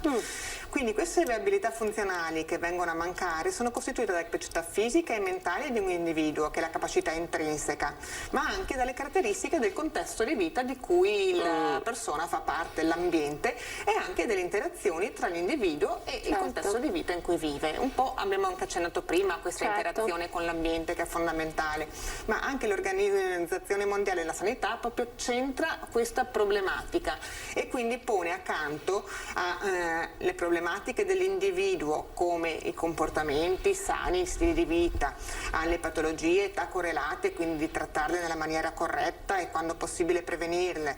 La parte genetica, perché purtroppo ognuno di noi, o per fortuna, ognuno di noi si porta dentro dei geni. Quanto conta allora la genetica, dottoressa? La genetica ha una quota parte importante, diciamo che da sola non è che ti garantisce di invecchiare in salute, perché posso avere anche una genetica buona, favorevole, ma se fumo, uso alcolici, uso droghe, sto seduto tutto quanto il giorno sul divano, peso 160 kg, sì, non posso stressare la mia genetica, la mia genetica mi aiuta fino a un certo punto. Però ci sono delle popolazioni, una di queste, sono due fondamentalmente le popolazioni longeve che sono state studiate per la parte genetica, e di una ce l'abbiamo in Italia, in Sardegna, l'altra in Giappone, e hanno notato che sì, c'è la genetica, ma c'è anche comunque la componente di stile di vita, perché comunque magari avevano una vita all'aperto, perché erano una popolazione rurali, un'alimentazione sana, la classica dieta mediterranea, per cui la genetica è sì importante, ma non possiamo basarci solo su di lei. Quindi Sardegna, un'alimentazione di un certo tipo, il contesto, no? Quindi con un'isola, quindi probabilmente l'aria del mare, ci sono una serie di cose. Poi giustamente lei ha detto attenzione, perché fumo, alcol, sedentarietà, cioè a costo di essere banali dobbiamo sottolineare tutto questo, nel senso che noi siamo artefici del nostro invecchiamento, del nostro destino, e quindi abbiamo la possibilità di scegliere attraverso la prevenzione, ma anche attraverso il nostro stile di vita, anche come invecchiare, corretto? Assolutamente sì, e dobbiamo essere artefici, pensarci presto, come dicevo prima, lo vediamo anche nella slide successiva, che cerca un attimino di schematizzare le Che bello, lei al primo posto ha scritto circondati di affetti e amici, sì, al primo le posto. Le relazioni sono fondamentali, non solo dall'anziano, anche da giovane veramente, perché comunque le patologie psicologiche, la solitudine non è un problema solo dell'anziano, diciamo che nell'anziano si manifesta nella migliore nel senso nella maniera più florida, nella maniera più evidente, però è una problematica che comincia fin dalla giovane età, per cui è importante avere affetti, avere amici, vita di relazioni, uscire, non stare chiusi dentro casa, lockdown permettendo. Esatto, lockdown permettendo, insomma, ne siamo quasi fuori, assolutamente sì.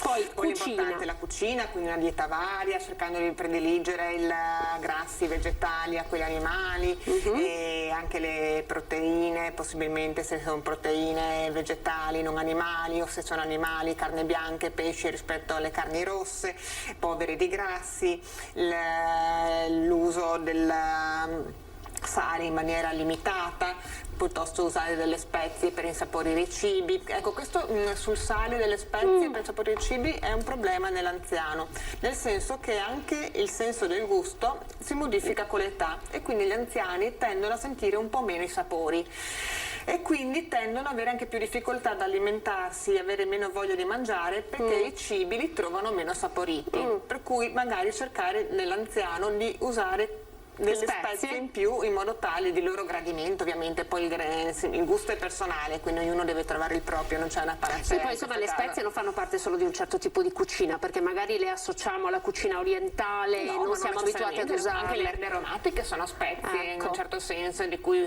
la cucina mediterranea ne è ricca e ne fa un ampio uso, per cui il basilico, il pesto, il rosmarino, insomma sono piante tipiche delle nostre zone che possono aiutare a insaporire i cibi senza ricorrere all'uso del sale, che invece è un nostro nemico per la salute.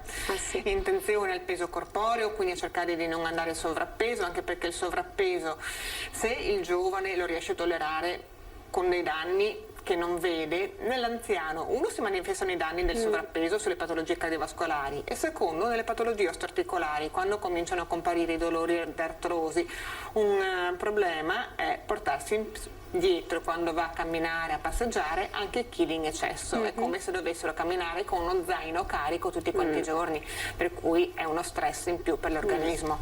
L'attività fisica regolare, che ci tengo a precisare che non serve diventare il maratoneta o anche la semplice camminata fatta con un passo un po' celere secondo le proprie capacità, anzi generalmente l'attività moderata ha dato risultati più favorevoli sulla salute rispetto ad attività invece intense. L'importante è quindi fare attività di tipo moderato in maniera costante, possibilmente all'aria aperta anche, perché così uniamo, così facciamo il carico di vitamina D. L'uso di alcolici in maniera moderata, che non vuol dire essere astemi. Il bicchiere di vino possibilmente rosso, anche perché così è ricco di tocofenoli che aiutano anche nella prevenzione.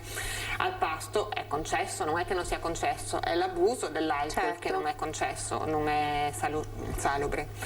Il fumo invece evitarlo proprio, il sole quindi per la vitamina D, anche per appunto rimanere all'aria aperta e quindi avere una vita più sana, e poi come dicevamo prima tutta quanta l'attività di prevenzione e di controlli, perché abbiamo parlato della prevenzione, esami, cosa fare, cosa non fare, ma una volta che la patologia insorge è importante anche fare i controlli per mantenere la patologia in un range di tolleranza, tipo il diabete appunto. Non è che una volta che hai il diabete è finito, prendi la pillola e basta, dobbiamo continuare a mantenere i valori del diabete entro certi range, perché altrimenti si hanno dei danni a lungo termine che sono le cause principali dei morti per diabete, quindi l'ateropatia degli arti inferiori, la retinopatia, l'insufficienza renale, e servono dei controlli mirati fatti periodicamente per cercare di capire se stiamo andando incontro alle complicanze delle patologie. Quindi se c'è una degenerazione. Assolutamente. Ho fatto l'esempio del diabete, ma questo vale anche per le altre patologie degenerative. A quello che dicevamo prima di fare attenzione anche in casa, che sembra un ambiente sicuro, ma in realtà è ricco di pericoli, anche perché a casa abbassiamo la nostra guardia, le nostre difese, e l'uso corretto di farmaci, per cui se possibile evitare un numero eccessivo di farmaci, quindi anche con il medico di medicina generale vedere periodicamente, fare una revisione della propria terapia per capire se tutti i farmaci che stiamo assumendo sono veramente necessari o se possono essere qualcuno dismesso, però questo sotto il controllo del medico, non in autonomia. E anche dopo una certa età, quando le terapie che assumiamo sono molteplici, sarebbe il caso di evitare di ricorrere a patologie e a terapie da banco della farmacia, perché anche quello che sembra un semplice farmaco da banco, preso insieme alle altre terapie che assumiamo per le altre patologie, potrebbe andare incontro a degli effetti collaterali non secondari, e questo anche per gli farmaci che possono sembrare le erbe da erboristeria, perché comunque i fitofarmaci sono dei farmaci veri e propri che hanno anche loro pro e contro. Ecco, quindi attenzione, niente fai da te, mi permetto di dire. Tipo le tisane di liquirizia, quella liquirizia che magari servono per il tratto gastrointestinale, che aiutano a digerire, però la liquirizia è un ipertensivo, per cui se io ne faccio un abuso, un po' so sempre tutto nella misura delle cose, tutte le cose se prese in modica quantità non sono un problema, problema, prese in grande quantità, poi anche quelle che fanno bene possono diventare un problema. Quindi una tisana a sera? Sì, una tisana ecco la sera non è un problema anche se ha la liquirizia, però se uno dovesse farne un abuso potrebbe diventare un problema. Senta, dottoressa, lei ha scelto, e secondo me non a caso, di mettere come ultima slide della sua presentazione questa fotografia, che è una fotografia davvero che emoziona, è una fotografia anche a me emoziona particolarmente, perché è 1 anno e mezzo ormai che noi raccontiamo come il Covid ha stravolto le nostre vite. Stiamo iniziando a raccontare dei dati meravigliosi legati alla campagna vaccinale, perché pensate che per gli over 80 siamo ad una copertura, cioè di gente che ha scelto di vaccinarsi, del 98%, quindi è altissima. Over 70 siamo all'86%, over 60 anche lì stiamo raggiungendo l'84%, quindi sono percentuali molto buone. Non è un 100%. A volte non può essere un 100% perché in alcune problematiche magari il paziente non può vaccinarsi, ma proprio per proteggere quelli che non possono vaccinarsi è importante che chi può vaccinarsi lo faccia. Lo faccia, esatto, per il famoso concetto di immunità di gregge. Ma che impatto ha avuto più genericamente il Covid nella popolazione anziana? Pensiamo alle case di riposo chiuse, pensiamo alle visite in ospedale, i controlli, la prevenzione che di fatto non si è potuta fare. Ha avuto un impatto devastante su più punti di vista. L'impatto più devastante è che comunque in alcune zone d'Italia si è cancellata praticamente una generazione, perché pensiamo alla Lombardia, al Bergamasco l'anno scorso, tutta quanta una popolazione anziana, non tutta per fortuna, ma gran parte della popolazione anziana è deceduta, per cui abbiamo avuto una perdita importante anche dal punto di vista culturale e umano.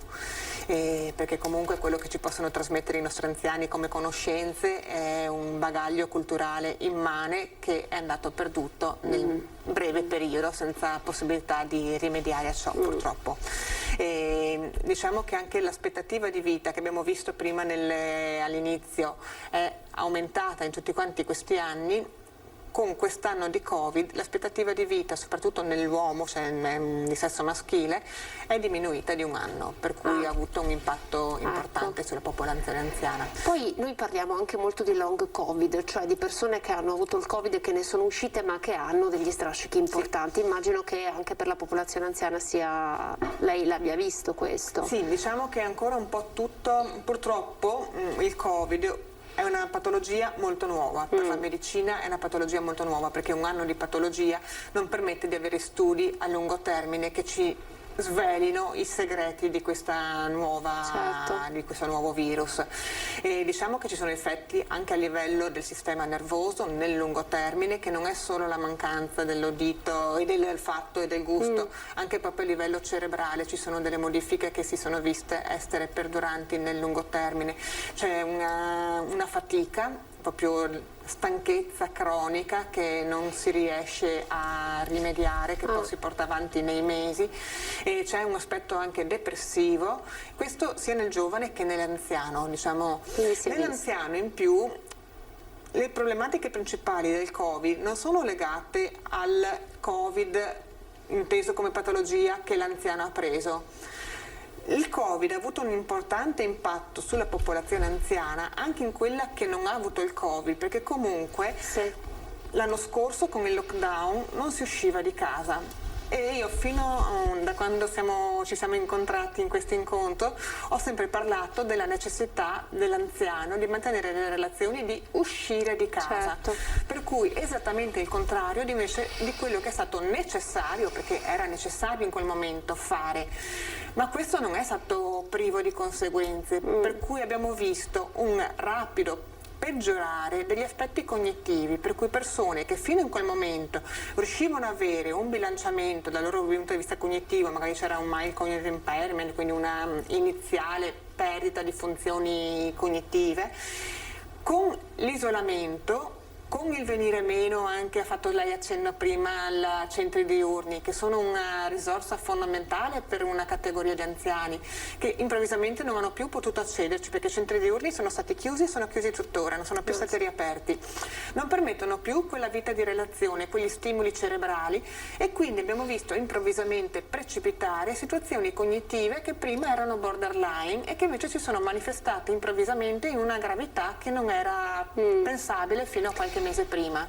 Senta, dal punto di vista invece della gestione della cronicità di alcune patologie, proprio perché gli ospedali erano occupati... questo è stato un grave problema, nel senso che comunque gli ospedali erano tutti quanti concentrati sulla patologia Covid, chiudendo le porte a patologie non urgenti, anche l'aspetto, penso a interventi chirurgici, magari di sostituzione dei limiti della protesi per artrosi, che ovviamente non sono potute per forza sono state eseguite per forza di cose, quindi sono slittate. E quindi sono slittate, sono ancora in lista di attesa. La cataratta, anche pensando sempre a popolazione anziana, problematiche che sono state demandate, con una ripercussione ovviamente sulla salute dell'anziano importante.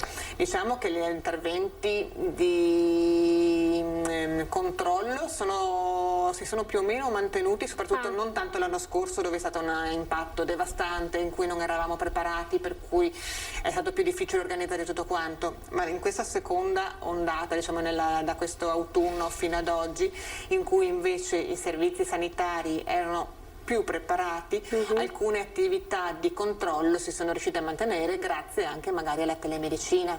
Io stesso ho fatto delle visite tramite telefono, in casi selezionati ovviamente, perché se devo visitare il paziente fisicamente ovviamente non posso farlo tramite la telemedicina, ma in alcuni casi in cui devo fare un controllo per magari rinnovare dei farmaci, dei piani terapeutici, tramite telefono, magari tramite chiamata con WhatsApp, così avevo anche la possibilità di vedere fisicamente il paziente che avevo di fronte, chiedendo magari la collaborazione del figlio, del nipote, vedere magari anche come camminava, gli chiedevo di fare la camminata lungo il corridoio di casa per vedere appunto se era ancora instabile o era diventato instabile. Quindi siete riusciti a mantenere... Sì, spesso sono anche, per esempio, anche le visite diabetologiche, sono le visite nutrizionali, le visite anche oncologiche, diciamo che si è organizzati con questa nuova modalità, che tutto sommato può avere anche un suo vantaggio da poter tenere in considerazione anche per quando il Covid non sarà più un problema. Quindi lei dice può essere mantenuta come buona pratica in determinate situazioni? Non sempre, però in alcuni casi in cui saranno soltanto dei controlli, in cui obiettivamente la presenza del paziente nell'ambulatorio non è necessaria, e per pazienti in cui magari spostarli da casa all'ospedale può essere un problema, può essere difficile, forse la telemedicina in questo caso potrebbe esserci d'aiuto. Rimane, dottoressa, adesso davvero siamo in chiusura, però è un concetto che abbiamo cercato anche noi poi attraverso i nostri servizi di raccontare a più riprese, no? Le cure domiciliari, no? Devono essere assolutamente potenziate per permettere appunto agli anziani di invecchiare in salute e gestire le loro patologie sempre e comunque da casa. Sì, le cure domiciliari sono un cardine fondamentale per la geriatria, in quanto permette appunto di arrivare al domicilio del paziente che non può venire lui da noi, e mantenere il paziente nel proprio ambiente, con i propri affetti, nella propria sicurezza anche in fasi terminali della vita, per cui sono veramente un supporto enorme. Dobbiamo dire un grazie davvero immenso alle persone che si occupano delle cure domiciliari, dalla presa in carico più facile, solo infermieristica, fino alle cure palliative di fine vita, perché veramente svolgono un lavoro encomiabile. Ecco, ci tenevamo insomma anche a fare un passaggio su questo. Allora, dottoressa, noi non possiamo che ringraziarla. Possiamo pensare che adesso con questa ampia fascia di popolazione vaccinata e insomma i dati sui contagi sono migliorati, stiamo quasi tornando alla normalità all'interno degli ospedali, come visite, come gestione di altre diciamo che stiamo sicuramente tornando in maniera un po' più aperta, non siamo ancora in una fase di normalità. Adesso per esempio noi concediamo le visite dei parenti 10 minuti al giorno, alternando un giorno il letto 1, un giorno il letto 2, in modo tale da evitare di avere troppe persone dentro la stanza. Ci sono ancora degli accorgimenti che stiamo mantenendo. Speriamo che nei prossimi mesi, aumentando la copertura vaccinale, si possa tornare anche alla normalità, e quindi di avere i familiari in corsia, che sono anche un supporto anche per fondamentali, esatto, anche emotivamente. Sì, per il paziente, ma anche per noi. Anche per voi che lavorate in corsia, assolutamente. Allora, Barbara Barbato, grazie davvero, direttore dell'unità operativa complessa di geriatria, siamo all'ospedale di Montebelluna, grazie per essere stata con noi e averci dato insomma tutte queste notizie di cui davvero fare tesoro per riuscire come si può ad invecchiare in salute. Grazie a voi dottoressa. dell'invito, mi ha fatto piacere veramente. A voi telespettatori per essere stati in nostra compagnia. Noi abbiamo terminato questa nostra edizione straordinaria iniziata alle 12:30. Vi ricordo che l'informazione su Antena 3 ritorna questa sera a partire dalle 18:30 con il telegiornale del Veneto. A seguire tutte le notizie che arrivano dal veneziano 19:30 il TG della Marca Trevigiana. Grazie, arrivederci.